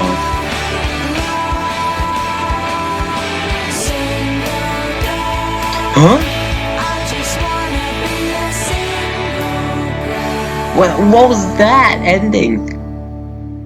It is the best song so far. It's way better than Lady Killers. Single Girl. It's a pretty good song. It's definitely the best song in Love Live by a long shot, and this is way better than Lady Killers. But yeah, I really like the guitars and stuff. It's so nice. It's actually like a really good Britpop song, man. That like, leans more into the noisier, shoegazy type of side. My only complaint about the song is the ending. Yeah, that abrupt, like, it's just way like abrupt and like jarring to listen to this song like slow down, and you can actually kind of hear the cut in sound when it cuts to that. So yeah, that's the only complaint, and it kind of brings down the value of the song a lot. But other than that, the song is really good. Like one of their best songs, man. Ciao. Right, acoustic guitar. Whoa.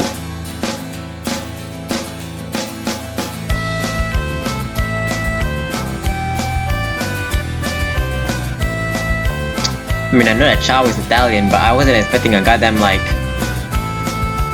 these type of instruments. Since I walked away, I never thought that There's I could feel as great as there's that I guy do singing. today, 'cause you Is it were like nothing but a Chris or the other guy, or maybe a completely different other guy? I don't know. I'll have to check into it. I was in love with you, but now the I was not expecting a guy singing at all. I don't like his voice that much, so I guess both of them do not like each other. So weird. I'm listening to like traditional European music. Whoa. Dude, what is this song? Hey, I mean, I'm glad you guys are liking life after breaking up with each other, I guess. That was a strange song. Middle fingers like Travis, whatever, I don't know, from Pulp. And yeah, I know that Pulp is like one of the big three like Britpop guys, with Blur and Oasis. But yeah, this kind of makes me not want to listen to Pulp because yo, what is this guy's voice, bro? I have gotten a bit more used to it, like both her and his voice in the song, which is very weird, and it's such a weird vibe this song. But it's a bit more catchy now, and it's okay. It's better than like I'd rather have this track than like the boring ass tracks in this album. It's pretty like like dancey, I guess, and the lyrics are pretty entertaining to listen to. It sounds like a goddamn musical where they're like breaking up or something. I don't know. Tra la la. I'm really liking the sound. Whoa. Look how plucky the guitar is. That was okay. Tra La La is the most boring song on the album. It's the worst song on the album. Bro, other than like the ding ding ding ding, like cool harmonic plucky guitar or whatever, the rest of the song is just so boring, man. Why does this have to be 5 minutes and 30 seconds, bro? It's too damn long. It's just boring in general. Whoa. What?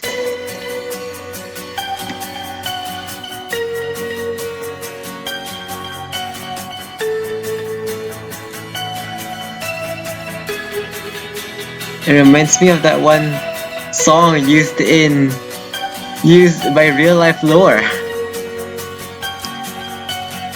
Is that one YouTube stock music that's always used by like horror channels.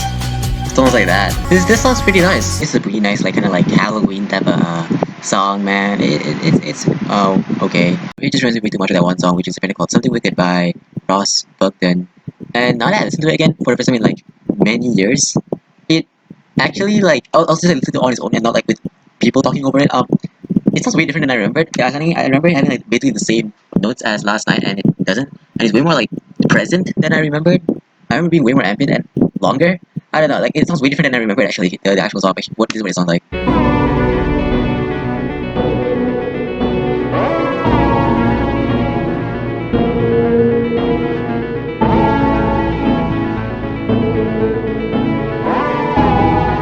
Run away.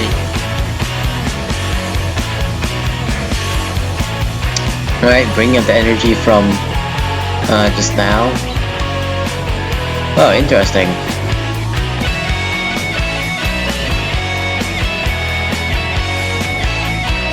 Ooh, nice. Whoa! This is a very nice song. What?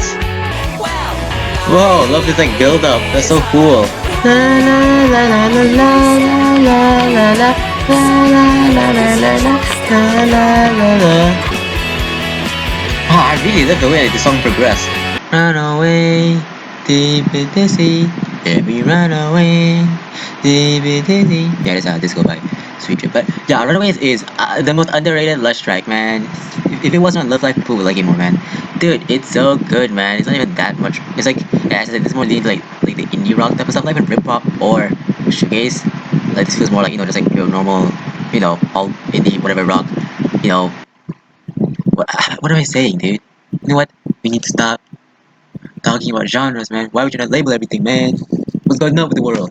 This song is really good. I it's like I love the and also like the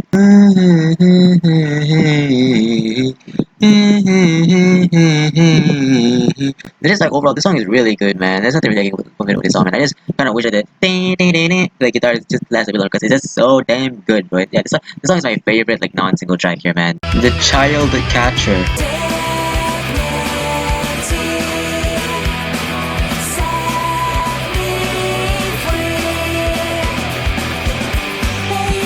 Wait, that part kind of went hard just now. The Child Catcher. Yeah, I think it's like the only Lush song where I feel like the vocals more than the instrumentals. The instruments are, they're nice, but the vocals are amazing, dude. Like I really love like the way like her vocals flow, man. Like these chords, notes, whatever they're called, man. How it goes like.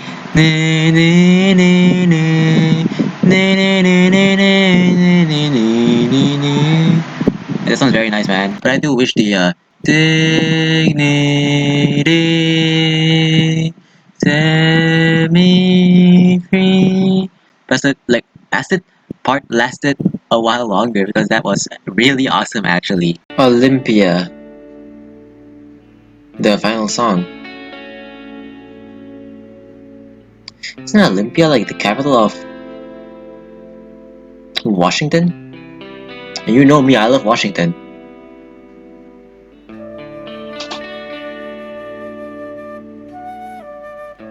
What? Okay. I was not expecting this.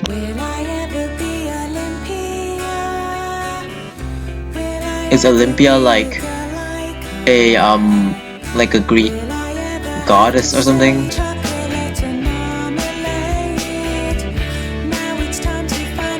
I don't like marmalade.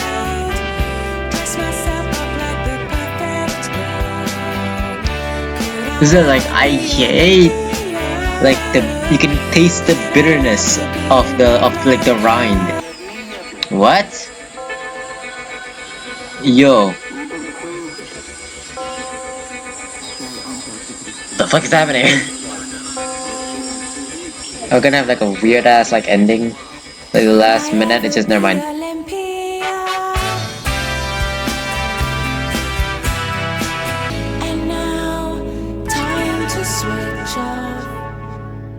okay, that's really cool ending. Olympia is actually the best out of the album closers, man. It's not boring like Monochrome and When I Die. I like the guitars in this and stuff, as you know. I like the plucky, jangly guitar sounds, and I do like the horns and stuff here, man. Like I like it when there's like the weird like part. That's like I don't even know what's happening to me. Will I ever be a limit? And I really like that. And how it literally ends with and now time to switch up, and it literally just turns off. It's actually pretty cool. But my main thing why I like this more than the other two is the vocals don't suck. Monochrome and When I Die, like they have awesome beginning, but then the vocals, I'm like, huh. But the vocals are actually pretty nice, man. Man, look. I thought it was gonna be a really cool, punky sound. Like I was gonna be fine with Love Life not having shoegaze sounds, but yo, that shit was so boring, dude. I found like a select few tracks, and these tracks were mostly just like a part of these tracks were really boring. And same for like literally every other album. Like I don't know, Lush has been like just disappointing me. I don't know. I just expected like really good stuff, and that stuff just did not deliver at all. I was like, oh, oh. I don't know. I thought it would be like way better. Because other than like the music video tracks, there were only a few tracks that were like interesting, and even weirdly enough, a lot of the music video tracks have also not been interesting anymore. It's so weird because like I really liked I was putting on stuff on repeat like so much like Lush. I was like, oh my god, I have to listen to all of their stuff. I have to listen to all of their stuff. But the moment I started listening to all of their stuff, weirdly enough, was also at the same time when I just suddenly lost interest in Lush completely. I do not know why. Like I got so like hyper fixated, like oh my god, Lush, yo! But then the moment I started listening was also the same time I just stopped caring. Because like sometimes I like goes for like a week of like really caring about like a genre or like a musician or something else, like a show like that, and it really stops after a week, and it just stopped at the same time that I started doing reactions, which is compounding with like the fact that the reactions are like not as interesting as I thought. Like the albums, I'm just like Anyways, we only have technically two more things. Because I also did three more things actually. There are a few gems in this, and most of the tracks are still fine. For a sudden change in sound, this still feels like Lush made it, and it's still a pleasant listen. I just wish I had more energy as I expected from hearing Lady Killers and Single Girl. Something was really off with the mixing, as you guys can tell. You guys hear the music later. My laptop just does that every now and then. If I would like play like an MP4, then like it fixes the audio, but I didn't realize it. So yeah, so you're stuck with like my frustration to Topolino is very badly mixed. We're gonna listen to Topolino by Lush. Is the second compilation, which is basically all of their almost all of their what the fuck is it called? Love Life era stuff from their EPs. After this, we're just gonna do every single track that is just not in anything. This first is, bro, I don't like this song, okay? I don't like the way she sounds in this song, okay? Oh my god.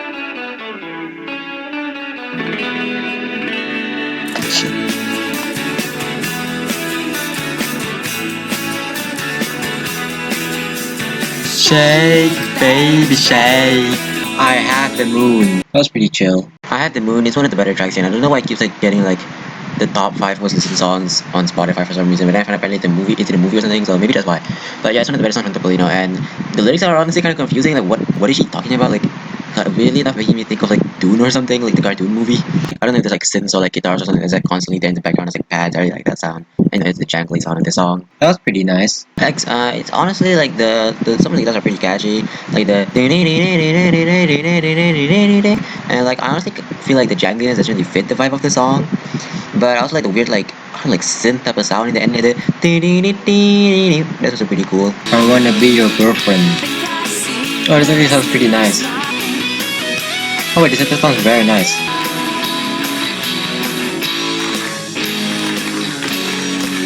Whoa, just slow down. Guys, so like I don't know why I never realized this song, but like that chorus sounds so similar to Avril Lavigne's Girlfriend, like a bit too similar. Like, we're just listening to this, bro. Hey, you, I wanna be your girlfriend. Hey, you, I could be your girlfriend. Yeah, I wouldn't be surprised if Avril Lavigne heard that and be like, wait a minute, I could do something with that. And did something that she did because Girlfriend is one of my favorite songs ever from like by Avril Lavigne. I listen to karaoke's. But yeah, I like the scrapey, like fuzzy guitar sound that appears in the like middle and the ending of the song. It's pretty nice. Yeah, it's one of the better songs here. It's the most like one of those like rocky songs here. It's kind of what I wanted like X to be. Matador. That was okay.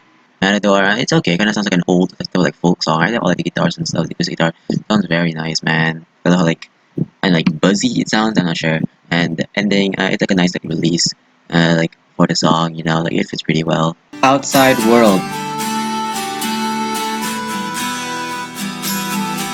Oh, we have that sound again, like from the album. The I don't know, like a flute thingy. Yeah, that was kind of boring, not gonna lie. Outside World, I mean, the acoustic guitars sound nice and all the weird, like, folky, like, I don't even know what sound instrument is making that noise. And, like, you know, like, the cool, like, guitar part in the middle and all that stuff and near the ending. They're pretty nice. And the vocals also nice, but I don't know. The song is just, like, whatever. Like, I don't know, it's just kind of like nothing when I listen to it. I like the guitars. That was pretty nice, chill vibe, actually. I like the guitars and stuff in that song. I mean, the side guitars are pretty nice, and it does get better as the song goes on, like, all the stuff coming in, but I don't know. It's just so boring to listen to, man. Carmen.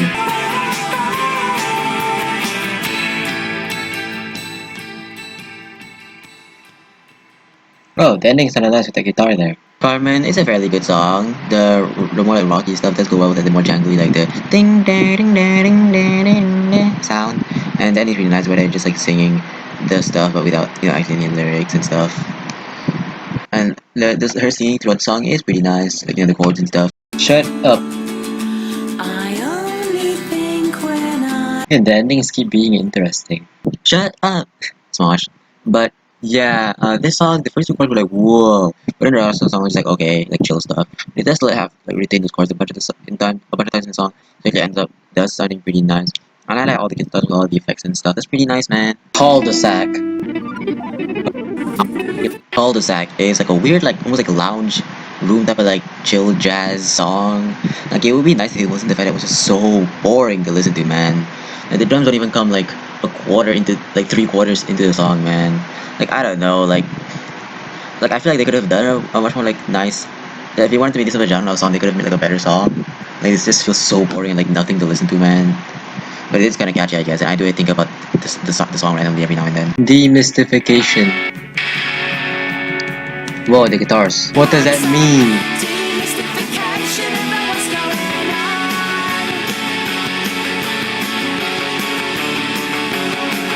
But make things look less mystical? I'm not looking for escapism, I just want to escape. Don't come round for me unless you got what That's interesting. The lyric. I'm not looking for escapism, I'm just wanting to escape. Demystification is the best song here. The lyrics are pretty nice about how, like, you know, like, explaining in layman's terms, man. Stop being so complicated. Can you, like, explain to me in a way that makes sense, guys?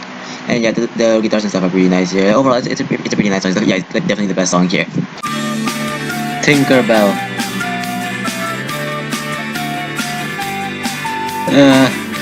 So I just had like stall by C418 flashbacks. Tinkerbell, like bro, bro, that like recorder sound. It sounds like the style recorder sound combined with the Naruto, that one sad Naruto song, you know, which I'm talking about, the flute. Like, it sounds like a combination of that somehow. We just, I don't know, like recorders just sound so silly, bro. And like I like how, like, just unapologetic the recorder in this is. Like, it's trying to sound so awesome, but even though it sounds bad, it still works because it just has so much like confidence, I guess. Because, like, I don't know, like it just, like, that just is being so serious, and like, it just works somehow, I guess. And yeah, the guitars in here are really nice. I mean, it's still not like, it's still kind of slightly boring, like, of a song, but it's better than When I Die Monochrome, that's for sure. Okay, the hell is kind of boring, man. Really. I thought Lush was gonna be pretty okay going from shoegaze to Britpop, because usually most bands going from shoegaze to Britpop was like, the weapon with the ride. Man, no, this still sucks. Yeah, bye. My first score under 60. I don't know, maybe it's because I'm rating a lot today, but this album is so fucking boring, bro. I want to just listen to something else already, man. Topolino's existence makes me appreciate Love Life more, as this feels like what could have been a worse outcome of their change to Britpop. It starts off okay, but starts getting boring pretty fast. Demystification is such a breath of fresh air after just a lot of nothing music. And yeah, for some reason, the tracks on the Topolino of AOTY is very different. This is my first reaction after I got a haircut. I'm going to be listening to, the call again? Oh yeah, Blind Spot by Lush. So this is the last thing that they released. This is during their reunion. It's only 14 minutes long though, and you know, their reunion was also pretty short. Only lasted like 2 years, I think. I mean, I'm fine with that. I think it's just more as like a proper ending, I guess, to them, instead of just like having it kind of like then kind of being abrupt, I guess, if it makes sense, like their band. Out of Control. I've heard like the first part of the song. Yeah, I love that like jangly guitar noise.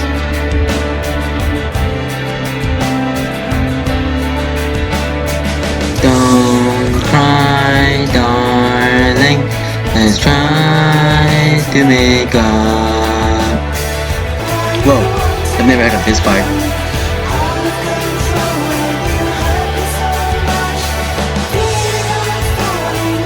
It's very dense compared to like their later stuff that I've been listening to, you know what I mean? I feel like they got less and less dense, and so they boom, they're back into the denseness of like shoegaze. It's also been a long while since I've done a reaction in general. Whoa. Here's a very nice song. Out of Control. Yeah, this is a very good song. This is the best song here. Like obviously, yeah, this has a music video, and man, I really thought the rest of the album was gonna sound like, the EP was gonna sound like this, but it doesn't. But that actually is okay now, because so my reviews on these songs might be a bit short, because I will explain more about these specific 4 tracks in my review, because there's something about them that you will see in the review of the OP later. But yeah, Out of Control is just such a nice song with like the jangly guitar sounds, and like, you know, obviously that, you know, the chorus part. I used to not really like the chorus, but I actually like it a lot more, and like just that like more, and like very like soft, like almost like synthy type of like guitar part of do do do do do. Like, it just sounds so cool, man. I feel like I'm really like ascending, bro. Like, it's one of the best Lush songs out there, man. Lost Boy. This is reminding me of the songs that come after Nothing Natural, but before For Love in Spooky. I don't really like them too much. Whoa! Got the violins. Bro, please don't have the same problem as everything else they make, where the only interesting thing is the single. Like, you know what, I don't care about the fact I'm just gonna basically repeat the information that I have here on the review. I don't care, because I have to hear the same thing twice. It's my video. But yeah, what's it called? Oh yeah, Lost Boys. Guys, it's like that one song, guys. It's like that one song about Peter Pan, but not from Peter Pan. Y- You know what song I'm talking about from the early 2010s. By I forgot who it was, but yeah, Lost Boys, as I said, it has that like feeling of like covert and other songs like you I don't like too much. But this is way better than covert and those other songs. This is like even though it's like weird chords and singing and a mysterious vibe, it actually ends up being a very cool experience. And I really like the way it progresses. And the pianos in the second part, I'm like, yo, what am I listening to? I feel like it's like a music soundtrack for like a game or something, like a mysterious scene, man. Like I think it sounds really nice actually as it progresses, man. I don't really like just the straightforward drumming near the ending though. But yeah, overall the song is pretty nice. It makes me think of I'm going through like a witch's like lair or something. Burnham Beaches. Oh, this sounds pretty nice. Oh, it's okay. Burnham Beaches is more like the Britpop love lifestyle of music. I mean, they have like horns and all that stuff, and it sounds very like upbeat. But a lot of the chords here are like nearly the same as Blind Spot, but in a much more like happier setting, I guess. So people just listen to this.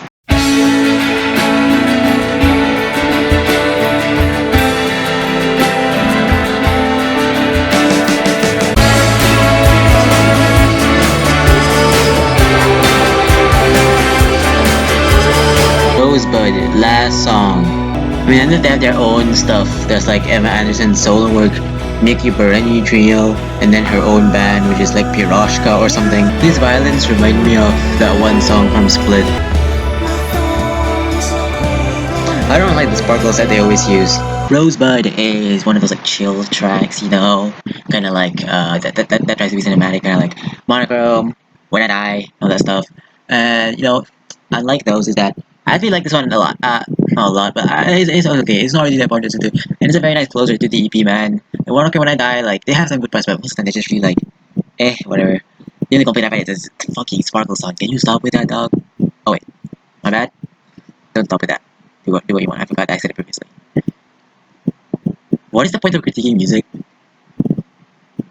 Yeah, this has the same problem as everything else where other than like the main like single I guess, everything else is bad.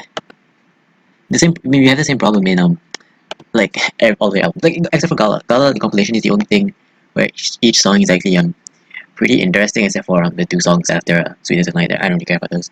But like, most of the songs in there are interesting in Gala. But the rest of the albums though, like everything else that they make, I think Gala like uh it's like other than like like the music video, like music, everything else just is very kind of like mid. Like I don't know, just everything else that is not the music video stuff. It just does not really go that nice, I guess. I don't know.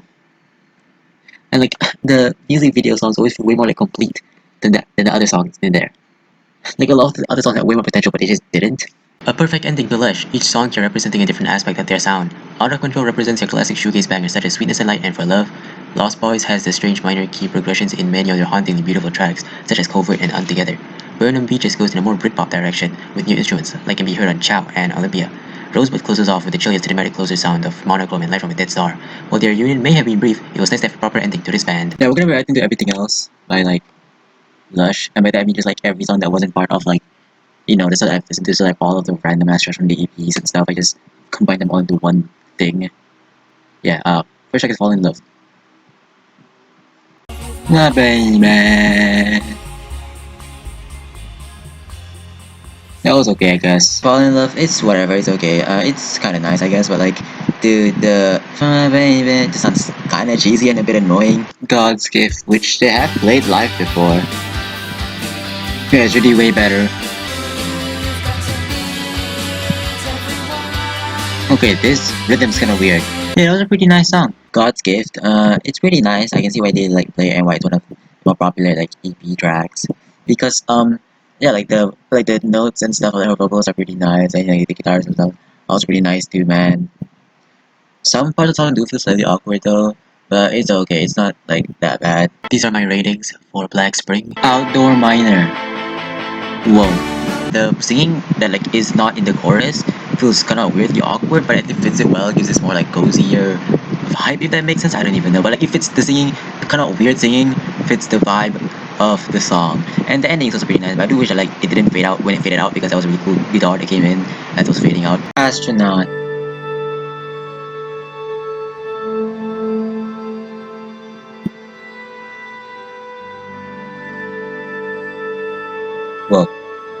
they're just gonna make an ambient track. That would be pretty cool for them to do. Okay, never mind. I mean, it's still very dreamy. I mean, if it's the astronaut vibe, like spacey type of vibe, you know what I mean, guys? Yeah, it was very cool, like dreamy vibe. I actually like that a lot. Astronaut, it's actually amazing. I really wish it was on like Split or Spooky because it's such a cool like ambient type of like guitar song, man. Like there's like random like guitar hits that come every now and then, and just like the whole vibe of the song. It's really nice to listen to, man. Like it really much fits the astronaut spacey vibe, and yeah, it's such a cool ambient guitar song. It's a lot better than their other like chill, like ambient-ish songs that they have in their albums. These are my ratings for Love. Whitewood. Man, I mean, if you think of like Whitewoods, like the band. Pretty nice. One interesting thing is that we get to see their progression going from like Split all the way to Love Life. My god, the guitars are so nice in this track. That was the first like properly like wow sound, like nice. Whitewood is a very good track. I really wish it was on like Spooky or something because it would be one of the best songs on Spooky. Yeah, it's a very like like nice like a lush type of atmospheric vibe, like that like lush style type of shoegaze. And yeah, I really like the chords in the song, like her voice and the guitars. It has this like weird like mysterious almost type of vibe. And yeah, it's just a very nice song overall, man. I really wish it was on the album. Girl's World. Whoa, that was cool. It traveled from like here to here, the maracas. I don't really like their like very violin-y, more stripped back stuff because there's a very like cliche trying to be sad sound that like turns me off. Like oh, I don't know. It's such like a classic like 90s sad music feel. It reminds me way too much of something that like my parents would listen to, and that does not feel good. No, it actually doesn't sound that like cliche or bad, to be honest. It sounds pretty nice actually, but I like the creaky weird guitar sound that comes in every now and then, and but like the chords and her voice and stuff. It is just reminding me way too much of International from Sweet Trip, like specifically this part. You and me, we finally break free from the mess we looked at. Our lives behind you, we couldn't better. Guess it's alright. Guess it's alright. Love Life Suga Bullet remix. There's gonna be a lot of like remixes and stuff in this like compilation thingy that I made up, I guess. What?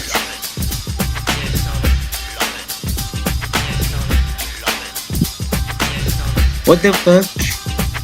Someone made a hip hop version of Love Life? I don't even know what Love Life sounds like the song. I forgot.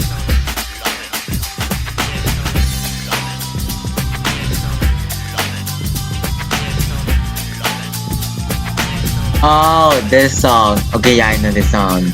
So weird. It's like this, like almost like this, like hip hoppy vibe over the song. I mean, it is definitely a remix. There better be a good reason why it's 7 minutes long, because I fear it's gonna get like by the end of it. Love it. Love it. What? You know what? That did not feel that boring to listen to. It does kind of feel like it drags on for a bit, but not really. Like there are like way shorter songs that they've made that feel they drag on forever. This one at least pretty nice. I like this more like almost like turntable-y hip hop vibe of this song, but yeah, it does feel like it drags on for a bit too long. Most of the remixes they're nice, but they're just a bit too long. And yeah, I like and also like the synth part, the that thing kind of reminds me of Grand Theft Auto, honestly, man. And also like the vocals here, I like it more than the original song. I don't know why the vocals here sounds better. But yeah, this is I would rather listen to this than normal Love Life. These are my ratings for Desire Lines. Love at First Sight. What the fuck? This is giving me flashbacks to that one song by My Bloody Valentine I really did not like. A nice bass. What? Oh my god. Whoa.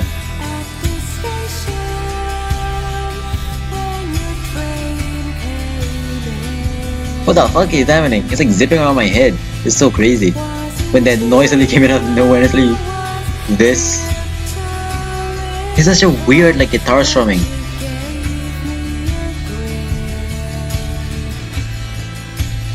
It's like, yeah, it's like swirling around my head right now. This is a very interesting song. The vibe is like way different like most of their songs.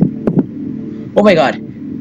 It being only on one side like freaked me out for a second there because I thought like my ears popped or something. Love at First Sight is a pretty weird song. It doesn't sound like other Lush songs that you hear in like, their albums. And I think that's why I love the songs in this whole EP stuff. Like there's a lot of stuff that is like pretty different from like their usual stuff. And yeah, Love at First Sight like the weird like pads that like come in the background. It really reminds me of like a specific YouTube stock audio sound I think that I've heard before. It's like a song from there that I would hear in like videos. I forgot what it sounded like. It reminds me of that type of vibe, you know, from like my childhood when I used to watch those like top 5 compilations of like I don't know crazy things in nature, and then they would have this type of music in the background. And yeah, this and also I like very like spacious drumming and like how deep the bass is. Yeah, this song has such a weird like cinematic vibe to it, but I feel like the song didn't really go anywhere, so it does end up being kind of boring. Cat's chorus. Yeah, one thing I always love about Lush is their like jangly guitar sound. It was okay. It's a pretty nice song, man. I think this would have gone really nice in like Love Life because it has a more like Britpop vibe, but it's still a very like nice song even though it's like more into Britpop. And yeah, I really like the way the guitars and like the bass like vibe with each other. You know, it's very dancey. And it reminds me of Take a bit, but unlike Take, that dancey like vibe of the guitar and the bass actually stays for the entire song, which is really cool, man. And the other guitars and stuff that also come in is really nice. And her vocals are so light and like high, and it's really cool, man. I like the song. It would have gone really well in Love Life. Undertow Spooky remix.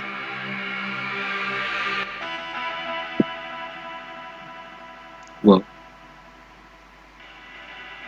They already have an album called Spooky. What the fuck is this song 9 minutes long? The wider remix is so goddamn long. What? Is the song just gonna slowly come in? By like going in phases and stuff? Without the song is gonna slowly come in. Deconstructed club music. But yeah, not gonna lie though, their remixes be way more interesting than the actual songs sometimes. I feel like I'm listening to ambient techno. It reminds me of like Aphex Twin. You know what? I am pleasantly surprised. Like, most of these songs are pretty nice so far. And yeah, remixes are just so like bizarre. That was pretty cool. I feel like I'm listening to like experimental like dance music or something. It reminds me of like almost like ambient house music or ambient techno, like that type of stuff, you know what I mean? But it is not spooky, it is not scary, dog. But yeah, that was a very interesting song. Very nice to like kinda like, you know, just like drone off to, I guess. It's like, you know, thinking about stuff, I guess. Like as with most that this type of music. Yeah, I think I kinda like this a bit more than the original because it doesn't have that "let me try to pull you free" ending where like the mixing of the voice goes up and I'm like but it does get a bit boring though sometimes, like because it's 9 minutes long. But if I'm not really focusing on it, then most of the time I'm just okay. This is definitely my favorite out of the remixes because I could treat this more as like ambient type of music, ambient techno type of music. Just put it on in the background, you know, can I just vibe to it so that you don't really notice the time passing by. And yeah, dude, those first 2 minutes are incredible, man. The way everything is comes in every now and then. I really like those 2 minutes out of like the song. The rest of the song is okay, but it does just get a bit repetitive and slightly annoying sometimes. Just that drum beat and stuff. I don't know. Like the first 2 minutes, it was so atmospheric. It's just so awesome, man. Like the way like you didn't know what's gonna happen, man. It's just so cool. And yeah, they didn't even have like they didn't even have any of like the singing at all really in the song. It's mostly just like the and all that stuff. Like the only thing that's like similar to the song is just, you know, that bass. Other than that, it's like almost like basically a different song, man. These are my ratings for Hypocrite. Pudding.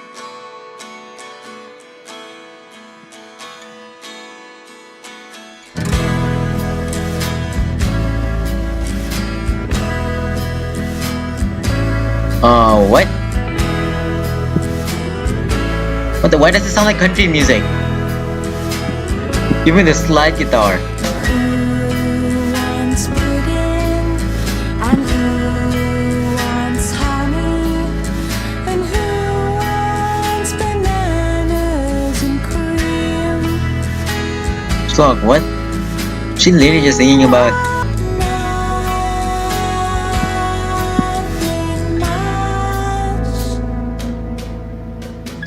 Wait, that na na na sounds familiar. What am I listening to? This is so weird for like Lush. Blind spots, join the dots, coloring Barbie. Did she just say blind spot? That's like a blind spot reference, guys. Cool song, I guess. Didn't really like it that much though. It's a better track than the other country-ish slate guitar song. I think it's called I Like to Walk Around Your Mind. I mean, I think that's what it is. Yeah, I prefer this to that, but still like it's kind of weird to listen to, man. And this song is really boring. These are my ratings for Single Girl. Heavenly. This does not sound heavenly. Oh. Yeah, I guess it does now. What the? It's a fantasy. Spoken word? That was a very strange song. Heavenly is a very strange track. It feels kind of like an interlude even though it's 3 minutes long. But then again, NTS session by other guys 8-minute interludes. But yeah, it's just those instruments and then just start speaking. It weirdly enough gives me the vibe of like a 1.9 GD level, like the instruments and all that stuff. Feels like something we post on Newgrounds in like the 2000s. I don't know, man. I mean, it's a pretty nice chill vibe, but it does feel like it drags on for a bit. I feel like this could be like cut like half of its length. Dude, their EPs are like kind of pretty experimental compared to their albums. All of this stuff has been really like, what am I listening to? Exactly. What the fuck am I listening to? Plums and oranges. Oh my god. These drums sound like they're from like I Can't Because You Do by Aphex Twin. Dude, this is kind of fire.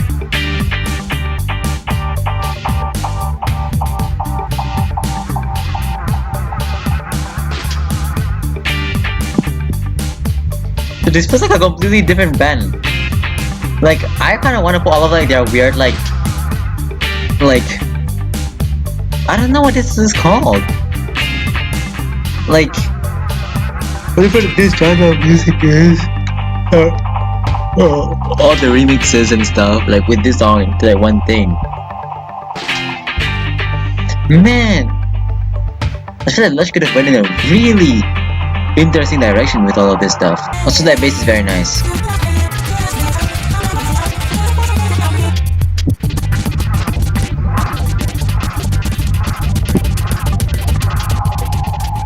A lot of their music is reminding me of Ravers Beware by Sweet Trip.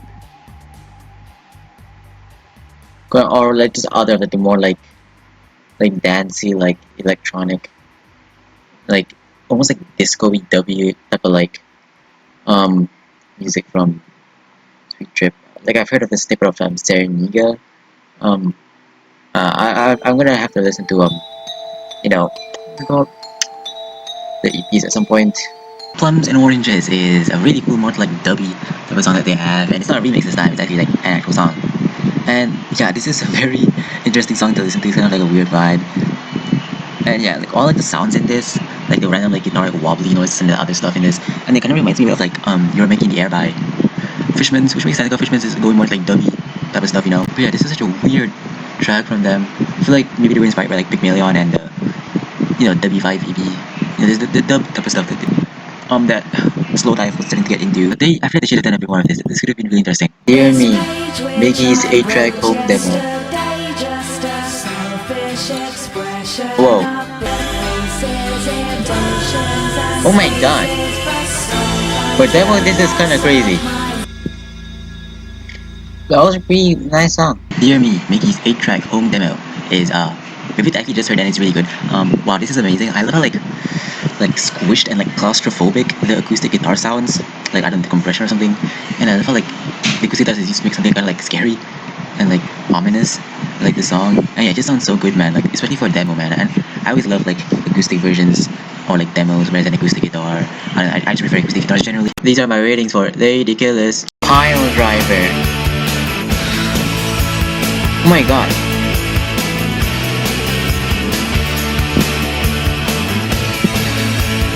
Dude, oh my god, this song is kinda like really like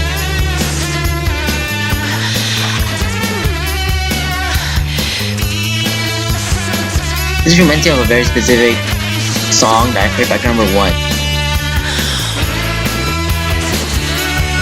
But yeah, this effect a lot of people like to do it. Where you see this effect being used in very like more like screamy type of records. This reminded me of a snippet I've heard from For the Crimson King. Yeah, it's pretty nice. Whoa, Pile Driver is my favorite song from this whole thing, and I'm surprised because it's from the Love Life era. I would not expect my Love Life era song to be my favorite, but yeah, this song it's so good. It's so crushed and like lo-fi and like just like oh my god, like yeah, it's so crushed and compressed. Kind of like it's like the like lo-fi like quality of like what's the thing called again? Scott Pilgrim vs. the World. Yes. Yeah, it's that type of vibe. And also, yeah, you could barely tell I was saying, but I was saying that the vocals reminded me of In the Court of the Crimson King. Kind of that low-fi, like that low quality, like old microphone type of recording quality. But yeah, this song is really cool. I really like just the whole effect of it being so crushed. Olympia acoustic version. Yeah, recently I've been starting to really like acoustic versions of songs. Especially at My Bloody Valentine and stuff like that. Like acoustic versions, like covers I've shared of their music.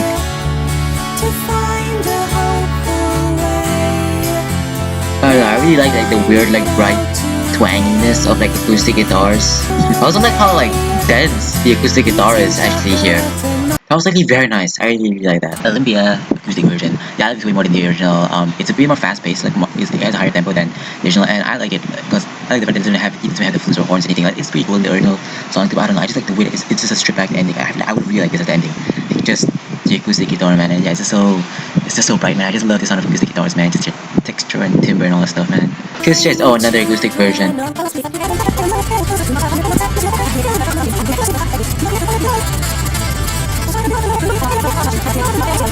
It's okay. Kiss Chase acoustic version. I'm actually not sure if I like this more than the original, but it's just, dude, I love acoustic. So I love acoustic guitars. They're so like raw and there's just something powerful about them, man. Like you can really hear every note and all the chord changes and stuff. It just sounds so like, yes, like you can really feel like them playing it. You know, that's why I really like acoustic guitars. Last Night, hexadecimal dub mix.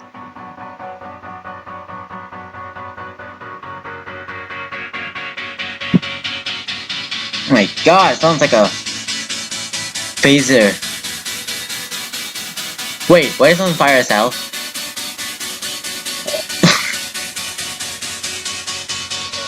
Why did the rises now sounded like at the beginning of like an epic like EDM song?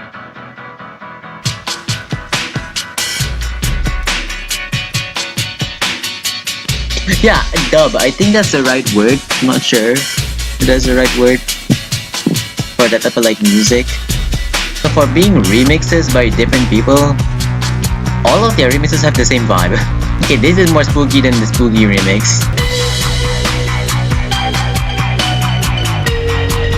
Oh, yeah, this song. The song that reminded me of that one horror music that every YouTuber uses. Dude, this song is epic as hell. Oh my god, this song is really like amazing. I wonder if I just forgot how good their songs were. Because I remember them being way more mid than this.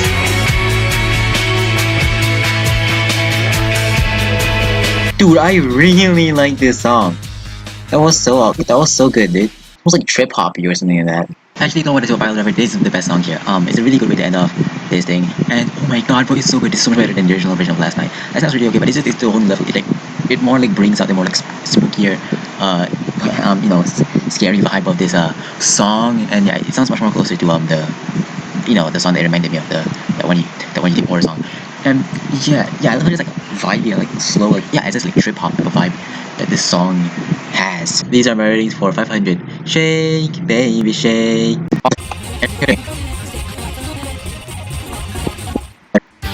Gods. I just realized why it. Bro, the thing ended. That was why. You dumbass. Anyways, yeah, what the fuck? Dude. That might have just been the best in this, man. And that wasn't even an official thing. That was just me compiling everything that was not part of everything else. Yeah, like I feel like when it comes to Lush, it's their EPs where they like really shine. Because like, other than the singles are already on EPs, like in the albums, most of the albums, like album original tracks are really like, they just kind of suck. I mean, like Nortable, you know, that EP compilation, like, ugh. But yeah, like Gala is really awesome, like that EP compilation. But yeah, like, you know what? Since these were all EP stuff, I was expecting like really, really mid Lush stuff. But holy shit, that was so awesome. I wasn't sure if I was even gonna do this. I wasn't sure if I was gonna like, include like all of these like random ass tracks. But I'm so glad I did because oh my god, those songs were so awesome, dude. Especially the remixes. Dude, this is like this is like when like Slowdive made Big Mellion and he did ambient techno. I haven't listened to like, the first like bit of that album, but yeah, Shlog, what? Dude, that was actually so good. What the hell? Most of the Lush stuff are kind of boring. That was really quite entertaining, especially for the fact that it's 1 hour and 20 minutes long. Literally the same length as Live Your Skinny Face and 7. We did it, guys. A whole fucking discography review. Um, I think there might be like rare tracks or something that aren't on Spotify or are like hard to find. I don't fucking care. But we did. I consider this a discography, okay?